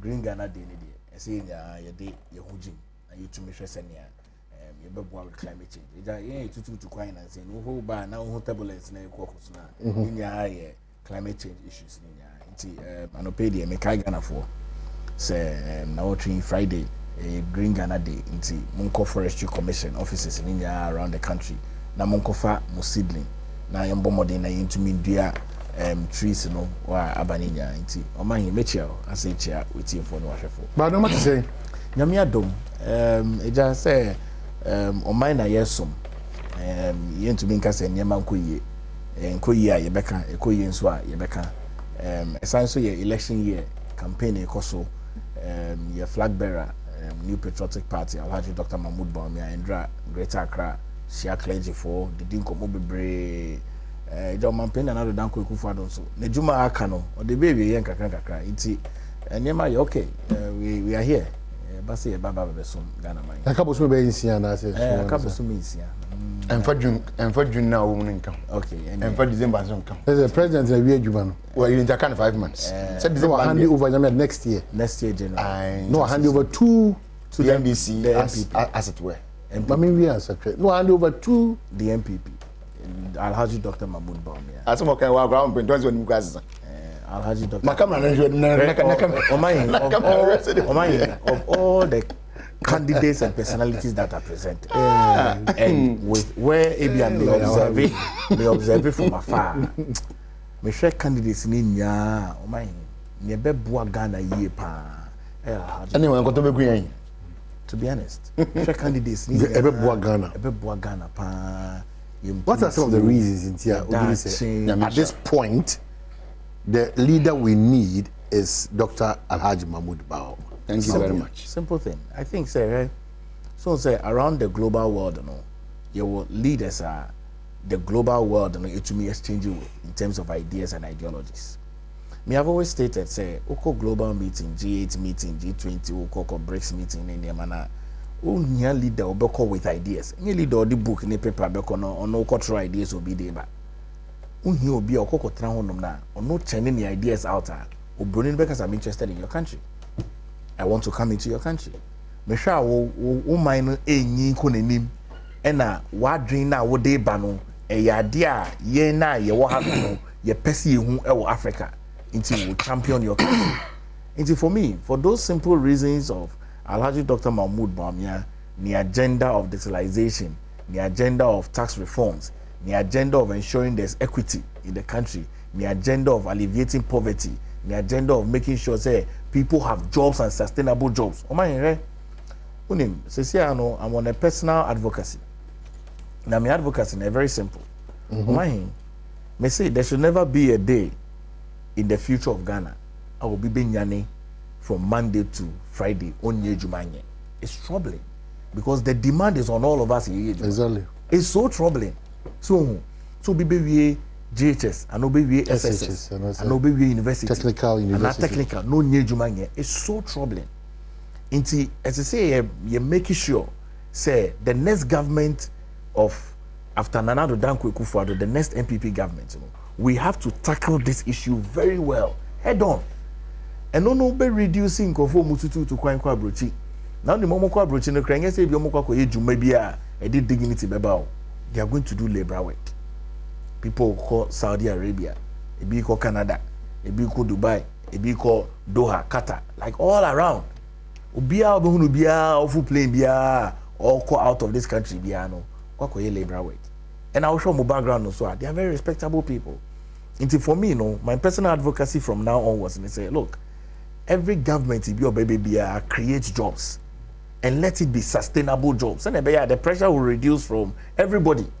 So, and the wealth will trickle down to everybody. Rather than anopa, obi for honorable mamiwe, obi too fresh honorable medasi. So, mama juma. Maybe your person man is across your honorable here to say them okay. That's the country we should live on to. And I believe, say, there's none other person that can do that than Alhaji Dr. Mahmoud Bawumia. I see. When you see a kind, then I was actually on the castle. What's saying? No, all when the year I go, Mugu and everybody. I met us, but some Mugu be one of the BP and I say, Then I just want to know. I say reasons for voting for Dr. Bawumia at this point in a democratic life. I don't think somebody should have a reason to even consider him. Oh, yeah. Not to the consideration consider him and acquire voting for him. Or consider a crown in the first place, you are even causing yourself a serious harm, personal harm to yourself. Considering the choice of Dr. Mahmoud Bawumia, it's a personal harm to you, the individual. I will consider. Dr. Bawumia has been part of a group of people. Our mother said they will be very dishonest to this country. in all their dealings, they will be very dishonest, extremely dishonest. Oh my, when you can't back when they are establishing that dishonesty in American ones. I say someone who is going to create jobs, and not just jobs but sustainable jobs. Oh my, so that me one sustainable job about we create or buy sustainable job na obodi. The Baumiana Ebon didn't want to Israel and the organ and what ya on your president. And now Kufuor never promised Ghana and said he will move Ghana from taxation to production. Baumiana promised Ghana for. And now Kufuor never promised so obey arrested dollar. Baumiana promised it. And now Kufuor never said, say, we will, the money is here in this country. My Bank of Ghana, we don't need to borrow to develop this country. But still, he's not the president. Relax now. So when he was saying that, what did he think of? No cancer, no cancer. We are to primary school. When he was saying that, did he think he was going to teach at the primary school or kindergarten? And I'm Montessori. You knew you were coming to government. You are fighting to come to power, and the new man now knows what the capacity to do now was as a vice president. And me see when you saw the capacity to do it. If it's about na kusum fidie, ba ko nkohwe, me na na ba ko hwe. Ghana fidie na Kufuor ne ba me na sum ye. Anya Kufuor ne nkwan kusum. It say you nam say you nam me na ba ko hwe. You can never take yourself out. Some your vice president, so what? You are the only person who has tried to even disrespect that office, making it, equating it to a driver's mate. Office na I'm after bino. Won penny nipa we the office na see pampaso. A super office na man na mo nyam veni wo. Say we a mere driver's mate. Vice president. But of course, when you have a whole car for STC, we then catch them say the old conductor no. Or no na driver. Conductor driver. You see, don't bring o can say what tinye. O for flight any person dey na of the plane. A Duke of a co-pilot at the camera. Over flight any person with the co-pilot in the camera. Oh, Cabana, you know, can you co-pilot? We will play any person. Meaning, I don't know. What has here? There is no who you meet. You are a decision maker in this government. Do you know who chairs police council? It's the vice president. Even the armed forces council itself. When you go and sit at that meeting and they're taking decisions, the decision is taken by you. So what are you talking about? You make decisions. You don't go to the president and consult him first. And send a decision. What's I'm watching? I'm taking. Who taking over? And I know of course a be a whole baby was there and Kalano can home school has some saying. Allowance to them was some. What did he say there? I am going to order for them to pay you, which means you have power to make decisions. One can say you are going to consult your boss to come and do it. What say you are going to order for them to pay, for them to be paid? Excessive word to me. Now, bro, now with your man frontier. And you know, credit that Senator Baumia doesn't have power. And you know, credit that Senator Baumia to me or to me. But I brought no idea. And the market say the one who promised Ghana for say what you free taxation and trap to what they call production sector. And then no go for the cancer. The Baumia can. So just here, the can say, O Mamu and Yen Yabisian Bob. Now, Bob Bessin be Brauco IMF. No, it's Yen Bobby and Scanawa. Why was some Ghana through Bank of Ghana with him so mine was a capa? I could never said that. Baumia can, never won't go for a can. I could for the sick minimum sending man ban me to me. The admin never. So I don't know do I mean to me yes I do. It's my coffee or beer. Was a nunti na bede ba o miaba. Said the asay no sika na hata na and munyamu nimu no. O baba ade ade munyamu ba him. Wo beduru ho na ene hwe. To end on that submission on my jobs. I asked a very simple question I couldn't get an answer. Sustainable job muntembi. Ewe. You created NAPCO. Adana na ba o miana na okoto na wo je ne ho samna no. Adana ko on fa NAPCO no e mo ne ho safo hin. Because NAPCO, they only the creation. Why? He exit point. Nabotre. Would you feel back? You know, exactly. So it means that it's a progressing. I mean, you come in, you fall out, you come in, you fall out. So is it still ongoing? About me, baby. But me and the money be and you know, so what you want to say the digestion, you slow so man or what you have. Where is it now? I don't know on Casa Neman be on so by not all for one for him. Because he knows he has fallen on that. Or fairly her jobs 20 September 2021. Ignatius Bafo wow. Yeah. Ekechre Ghana say reported by citynews.com or City FM online. There were differences in figures. Nyabotre. How now they kono? Nyabotre man. But no no yo on my so for nyuma nya ba die so. It is here pe nyuma wasam ya nyuma ba kritia. It is not a good report to tell you. It's not you or my to tell us. The obedient catch with facts and figures. I am employment minister. But that is his job. Was so much creative 5.3 million jobs as at September 2021. What I tell you? Miti. As wow, me amenia can overata. As by last year November, yeah, one man the last budget statement of Parliament. Was say Abana ya de pa. If 2017 November we did Parliament and Ghana for Kasano.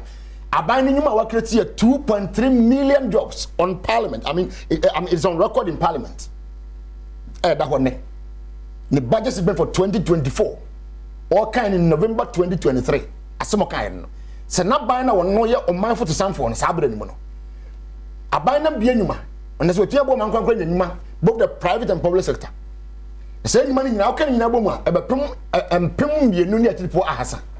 2.3 million jobs and na ban na create. Uma asresem. O kan November, December, January, February 2024. Na ba o mianso jira UPSC. Board hu samnane. Ada na ba na bodwuma pa. Abana yedwuma pa no wakati mama fo nyadwuma ye. So just UPS na wakasa na Ghana fo ayetumi nyadwuma ye private and public. 2.1 million people. And you the same government. Ba fo wa NPFP. Kanoforata onwani EFF West Africa. Anaba humian ndwane event say and this one. This three people they are more, but I'm just using this three. And now before. And there are people who are policy makers. They all sit in cabinet. Ken was sitting in cabinet, but Umia chairs cabinet when the president is not there. Therefore, is a member of cabinet. So they all know this. 5.3, 2.3. 3 million. What led to the exit of the 3 million? Well, retirement. Well, I want to forgive politicians, not necessarily the MPP, because there were two instances in your regime. Okay. Two cabinet ministers quoted figures of people they've employed differently. But two cabinet ministers in what portfolios? Maybe the Badwam said that you caution. But it's we kind of the situation we have now is what we are discussing. Yeah, because you see, it is not the best in our interest to go back and do those referrals. I don't even care when that referral is made. I don't care. I mean, no problem with that. Do you know why? What it tells me that my issue here is that the vice president is still pushing to become president. And the money be was so you. So subjecting him to the things that he said. He said this. I think Central University then there was some position hobby. And Mebunu 1 million jobs for Mebunu. No. And you know, was they have created 2.1 million jobs. Oh, okay. Now by created 2.1 million jobs. So where are the jobs? That's your question. I need a question one. Do you have that sustainable jobs? Where are they? So those are temporary jobs from the banana IND, NAPCO, na ND, we don't even know whether that is what they are even making reference to. How do you classify this one? A forestry for a Mofrana job, or more here for? So, one more wedding. Oh, and I suppose the forestry engaging over, I think 3,000 or 2,000. As forestry guards or then on the I can't recall, but I remember. Exactly. So we need to know. Yeah. We need to know. But you see, my question is, I don't think, or I don't agree that the employment minister will have a false figure compared to the vice president. It's not the best for us as a country. It's not the best.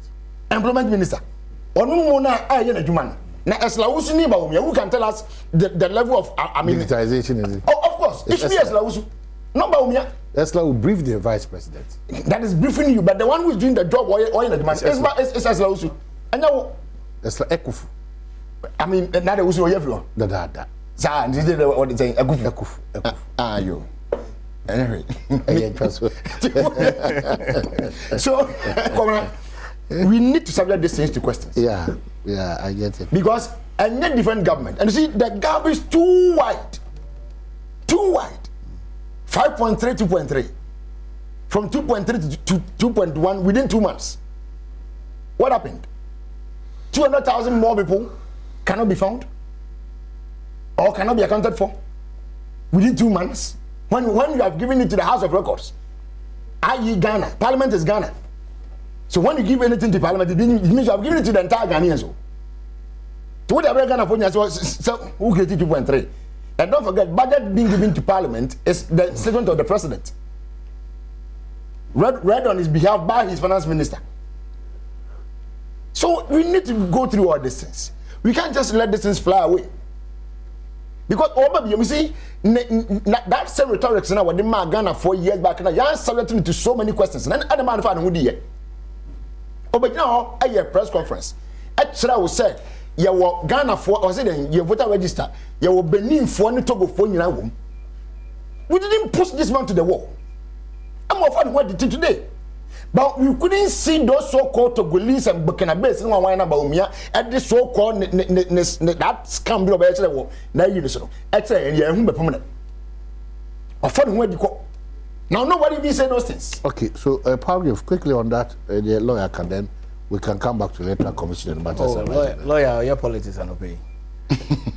So no problem. But because he's representing a political party, not a church.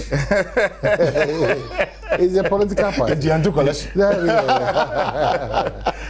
essence of politics. But he's raised very important points. Oh, very much, very much. You see, I think in the context of where we find ourselves, and say politics, I bet you benefit the now generation and the future generation. That's why we should be responsible when we are pushing out figures. That's what he wants to draw attention to. Yes, and to say Martini figures and all kind of say, but it doesn't take away the fact that the government has created jobs. I mean, I think that the essential conversation and it's a job creation about job as creation has come. You understand? But we need to know how many. The government must do more.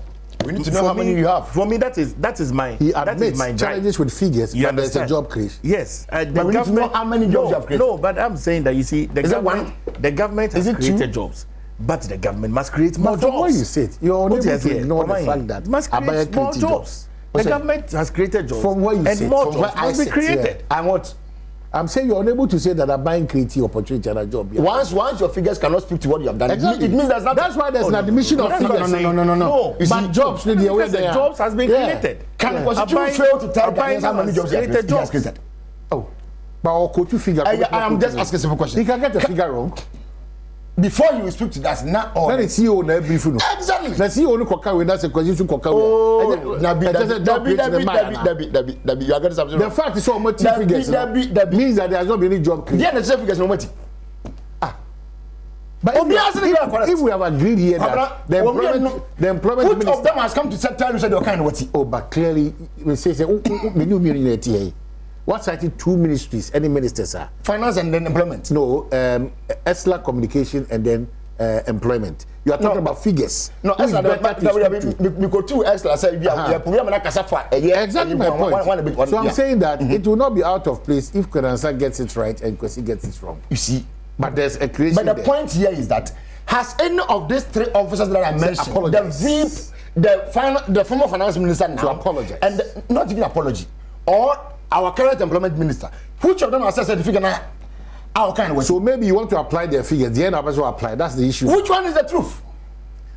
because one be antwene de no nsan ya ka say paragraph kan na was what tin okay so na back paragraphs what tin then let's go for two okay jobs have that is none so ni nyina no I but all worry am pa o yes then I make us say jobs have been created on the chase say or say my nyuma jobs say how they say jobs have been wa ko chia nsohwe when you three different numbers yeah don't worry. We'll rectify. We are worried. Don't worry. We'll rectify. But you see, I am more than worried.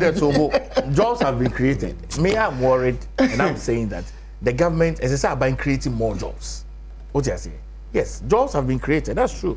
But government must create more jobs because that's the existence of government. Say, or by creating, say, enabling environment and to make sure, say, more people have more jobs.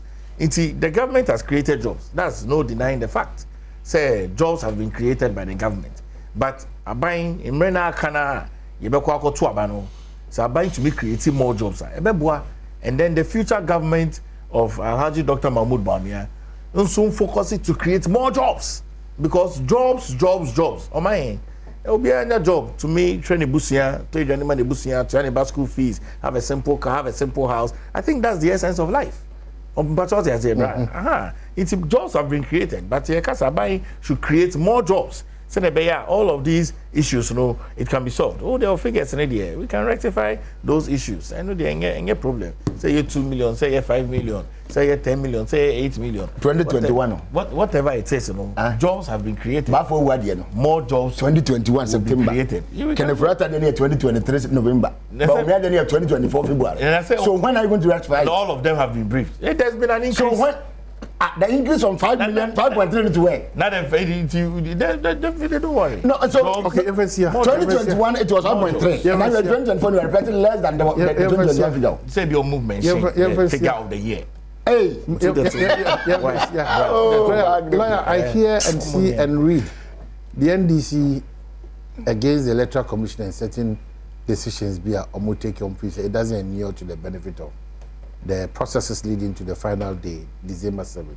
So what's the challenge now? Transfer of votes, no? What's the challenge now with the NDC? Okay, so I mean the issue is very simple. The NDC doesn't necessarily have issues with the transfer of votes. But the challenge in here say, you are doing it for and on behalf of Ghanaians or Ghana as a commission. But you can't just there are people that you do this work with. So that's your mind.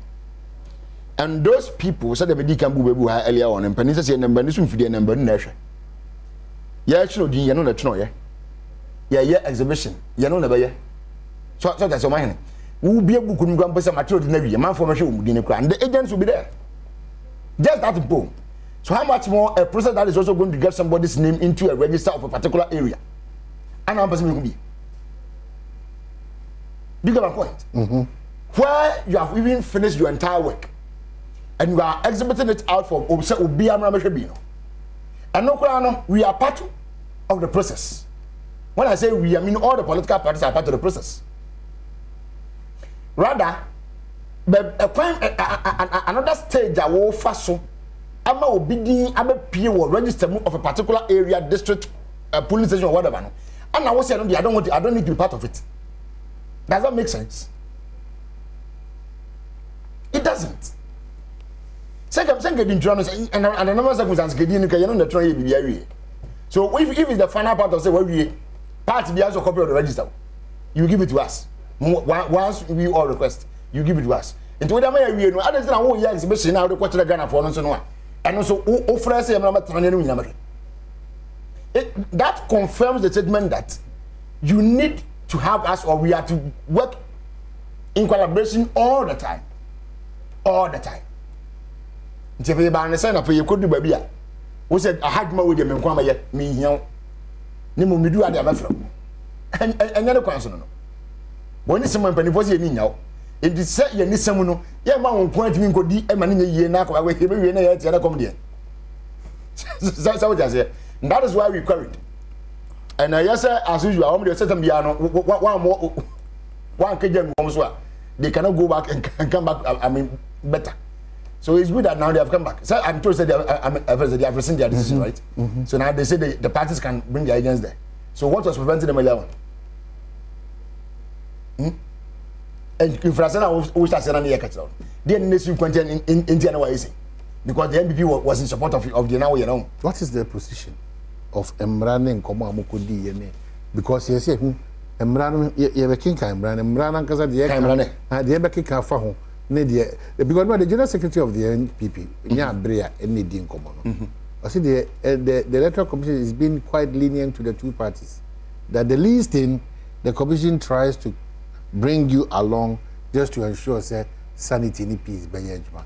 But the truth is that they should go by the dictate of what rules governing the game is about. And the rule says what? But I'm saying, say, why is it that any step Biana as an electoral commission it take Biana more challenges and suspicion with those things? No, you see, those challenges and suspicions doesn't just come from us. It comes from their actions. But for their actions, we wouldn't have anything to say. Omayene, Shadiye, what could you do? And I said, who should you do? And now, for my update of so far, baby, I would fire anybody out there, they would be. So, what day 1, day 2, day 3 in that order. Oh my. And now, why Professor Moffat say, I could draw. I designed a Ghana map in Calais. Okay? Who the could draw design a Ghana map in Calais? Come on. A beer mountain beer in the color and the come on. Who ya? Would the figure be there? Would the figure session? Me, I'm a family phone. A boy on one figure now, the Yaman. Come on. But my boy, 19,006 was a business and 60 mean can you? And not even 19,100. For I mean, a better way to put it. The figure, total figure was even up to 19,100 for day 1, the entire country. Day 2, meanwhile, day 1 now go to the make us 19,000. Not easy figure the buy, you know, I have over 25,000. Then day 2, and also go back, and also by what so. The same, you know, could draw you know map on one or the other. And I'm not quite what so. Now the men are meaning of your school. Oh, Debbie. Now, only feel not to one common. I'm not saying make up what I'm not the only feel, baby. Maybe I'm come now. Maybe I'm a canina. Mignano. Debbie. Mignano. Meaning of your school. Because I'm not meaning of your school. What I'm with them still with the greatest. I don't know where she's schooled. But so you want to feel. No me what I don't know where she's good. No me what I say is here. So the okasa, the okasa now the kasa.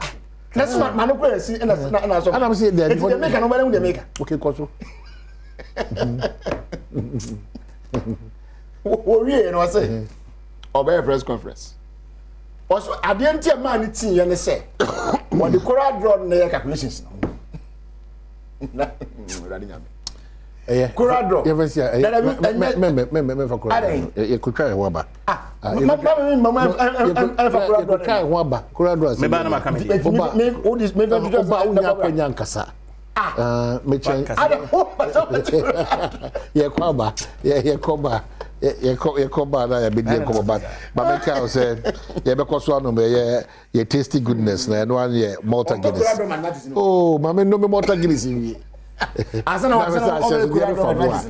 sa Ghana logo no famwa enkoto bibia Malta Guinness Ghana logo no famwa ye kwaba e ba ye beto aso come medical catch say no nkrobo pa omni tejunu no ma na ye da wase na wato aso ahwe ye Adom TV keju amamenkoso ma yakọ I understand say na otwe wi na o maame ne na watwe da na ba so kwu inti ma yakọ ene shedding yebeba na yabetai which I wanted to get it correct.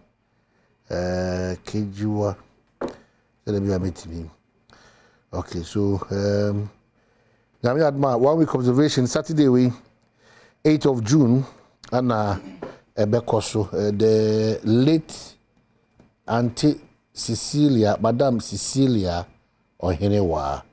Madame Cecilia Ohenewa ewo Nkoko Stadium 4 court honum enti yenkotai yenua be ma Kejua our multimedia ne maame ne 1 week Madam Cecilia Ohenewa ewo Nkoko Stadium forecourt on memenda eda enimia eda masi semo mine sa studio salum de power one say ana lawyer chum bayma so one say so yanko so nom ye Malta Guinness the Ghana logo no a farm hono e mo bi fa fofo da no kwaye no bi the 6 akoda na 9 you know you careful bi bi abako jwa so akoto you know I say Malta Guinness and or part and they quite you boost more with vitamins B my immune system it's made and now so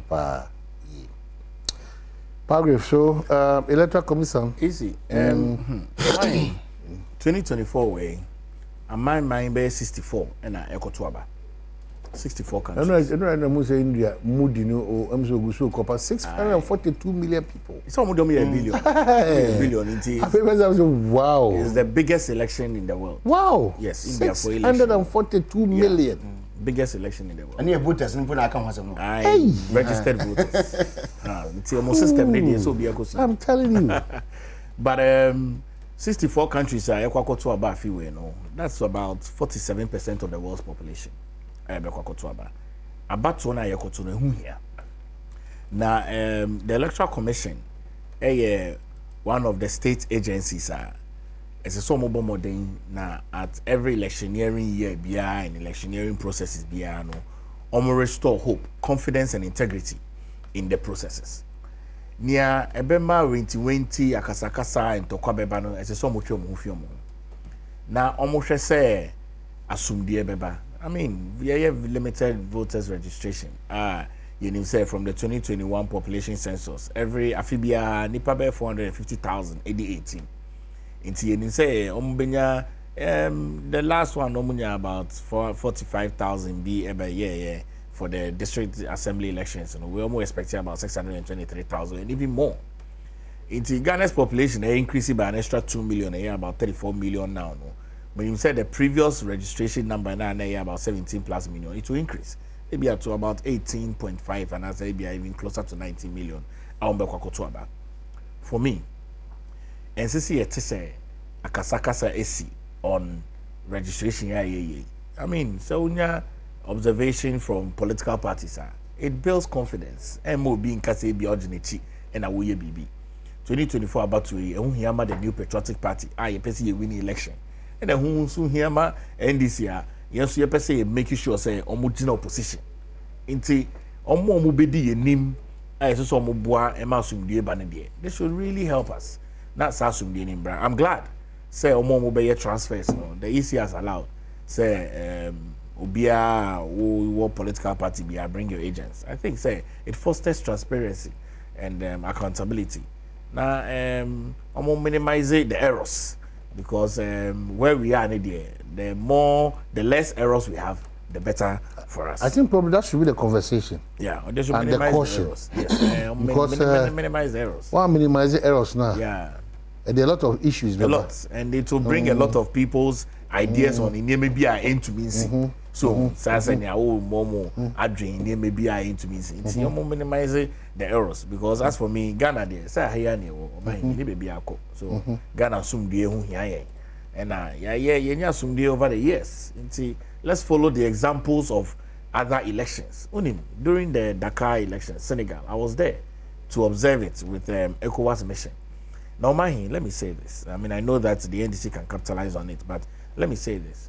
Me observe the elections and who say it was incident-free. I was so impressed. No incident, like almost a zero incident for an election that was held in Senegal.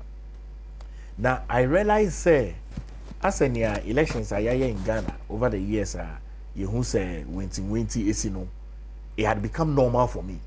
Into me who when I say, wow, so an election can be done, there will be no incident. Yeah, I was so impressed. Into I'm also hoping and praying. Say 2024 about to year, there shouldn't be any incident at all. All political parties should ensure. Say ukoto ababia, ube follow rules no yesi kofi ye bekanya ubeba. There shouldn't be any incident at all. And no. Remember who say democracy no, a team am yakoye. Because election now of course was Senegal there. I was so impressed. that there was no incident, none, almost a zero. We should also have the same thing in Ghana, ripple effect. Democracy no. We're getting ready to wrap up, but my member also agreeing chamber, and we'll wrap up with Dr. Baumia's commentary on the cathedral. 0302 211701 equals 4. 0302 211701 equals 4. Now also what in the Wadrin Chabrain, Koma Hodua, Yedi Ewan say. Let's figure out how to complete National Cathedral project. Baumia tells clergy. The Vice President, Dr. Mahmoud Baumia, has called on the clergy to collaborate with government to find a way forward in completing the controversial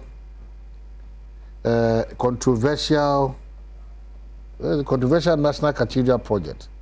Speaking at a meeting with the clergy in Greater Accra region, Dr. Baumia emphasized the importance of the project for Ghana.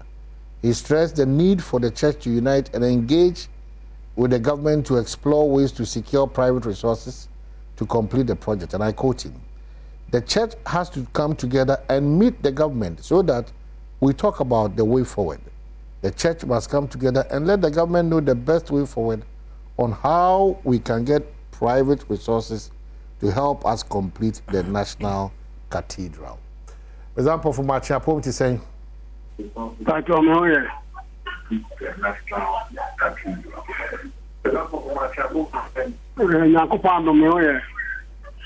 na mekasa segira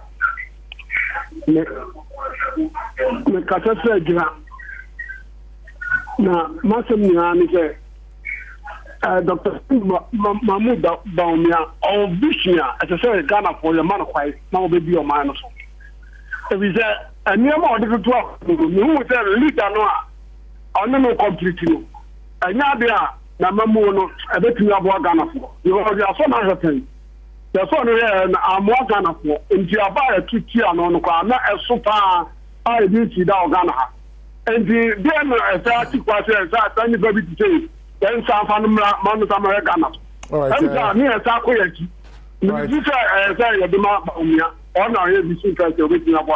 okay, so me dasi pib I moment Nana Mache now who ye Yankopon Adom ya ho ye won so e na me Adom boko yo o mai na no pe de ya da mo ase na ya bo mpa so e de mamo ni mo nduma pa modi o mai ni National Cathedral asemi ya endra ba ye won me de makome mu no eye me dankasa ne da ye me ne se ya tama amanyo sem epese eka oman no ni mpuntu obi a ebetume di sika ne enumunyam ede abre oman na hye nti adenti ena se bia project na wo moye no se ehun atotima kra mpo na ese se wo mo na etena se na wo mo hwe se de wo mo beye no na ya de amanyo sem abehima ma chese the whole world mpo no mo atuni di say the biggest hole or say the most expensive hole.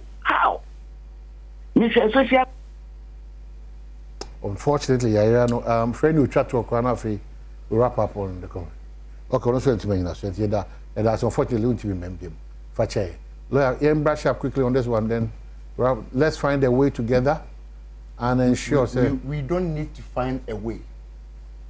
Let's collaborate. We don't come need, together. We don't need any collaboration. Let's be one. We don't need it. Let's not be divided on this matter. We don't need it. It's very simple. Young. Yeah, I mean, who need to your money may be a complex. My young. Heading. I didn't hear. Ghana need policy be for National Cathedral. The Ghana doesn't have a National Cathedral. Let's set the record straight. Open the name of Poatintam.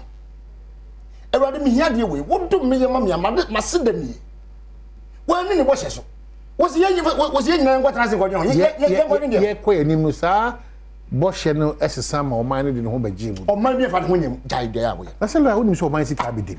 Because on the nipper wears idea. He had now one question. The country has never said that we need a National Cathedral. Oh, my, how are you? National Cathedral, someone comes. So the point is that Dr. Baumia is saying that we should now collaborate and think of what can be done to complete the project. As we sit here, yes. I was just checking. They have used 333 million Ghana cedis. 339 million Ghana cedis on National Cathedral project. What do you suggest at this point? We should have been taking that step in the first place. We've taken it. So what is your advice? I mean, we need not to put in more money. Because so what do we do to that thing there? What do you do to that thing there? You see, Kobus are one more at board. Why are some of them left? I don't know one more your form so much as my board man. Baby, clergy now, you know, I don't know, because I'm woman not to committee. Anyone else never, I don't know clergy. Oh, my, maybe so, I don't know. Anyone know, I saw him paying for. It is a son penny for now, but I don't know, and I'm watching one of them. What's that for you? Look at us here, you never come over. I was a dear boy. Nana Kuford and the question. And not Ghana, I said, but Ghana and Gosset Bobia. One I said in Yakufombo. And the one to me any so. One more catch us on Mainsy Kembum. Don't forget that. They said it in Parliament, 3 finance ministers said the nation will not spend anything. And I am panso visa or mining question Yakufombo. Nipa ba akopɛ na question Yakufombo was able. What said the Padian Pimpin? So we see cathedral. As Pendisi can't say, yet to even one block. And you are asking us to collaborate and help you to do what? Let's come together. If there is any harm, it's already been done. What do we do about the situation we find ourselves in now? So a suggestion to cover the hole or a suggestion to build it up? I know.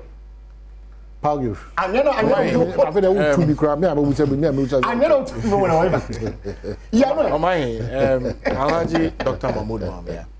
Oh, any clergy force here. Yeah, we are in a campaign. So them so called Rome. Yeah. Ko share Pope ni need nkomo. Osum hu hia e magana. Na eyampa cathedral no ho sensem no eya ahomte yie pa.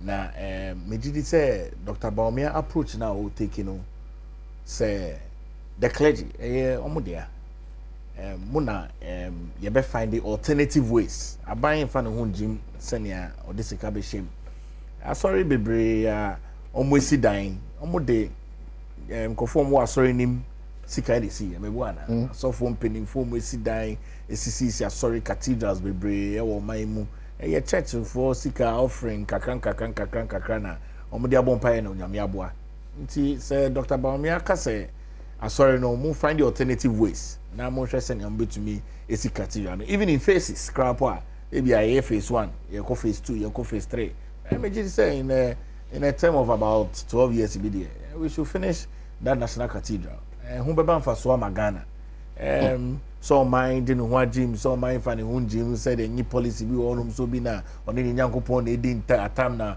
opeso hye nyankopon bo ne niam I mean you said we all have personal relationship with our maker say onyankopon ye bibia yenso ye be ye bibia ma nipa omo ye we what you say nti yemboa na cathedral no yentumi si for media and for the cathedral. Okay.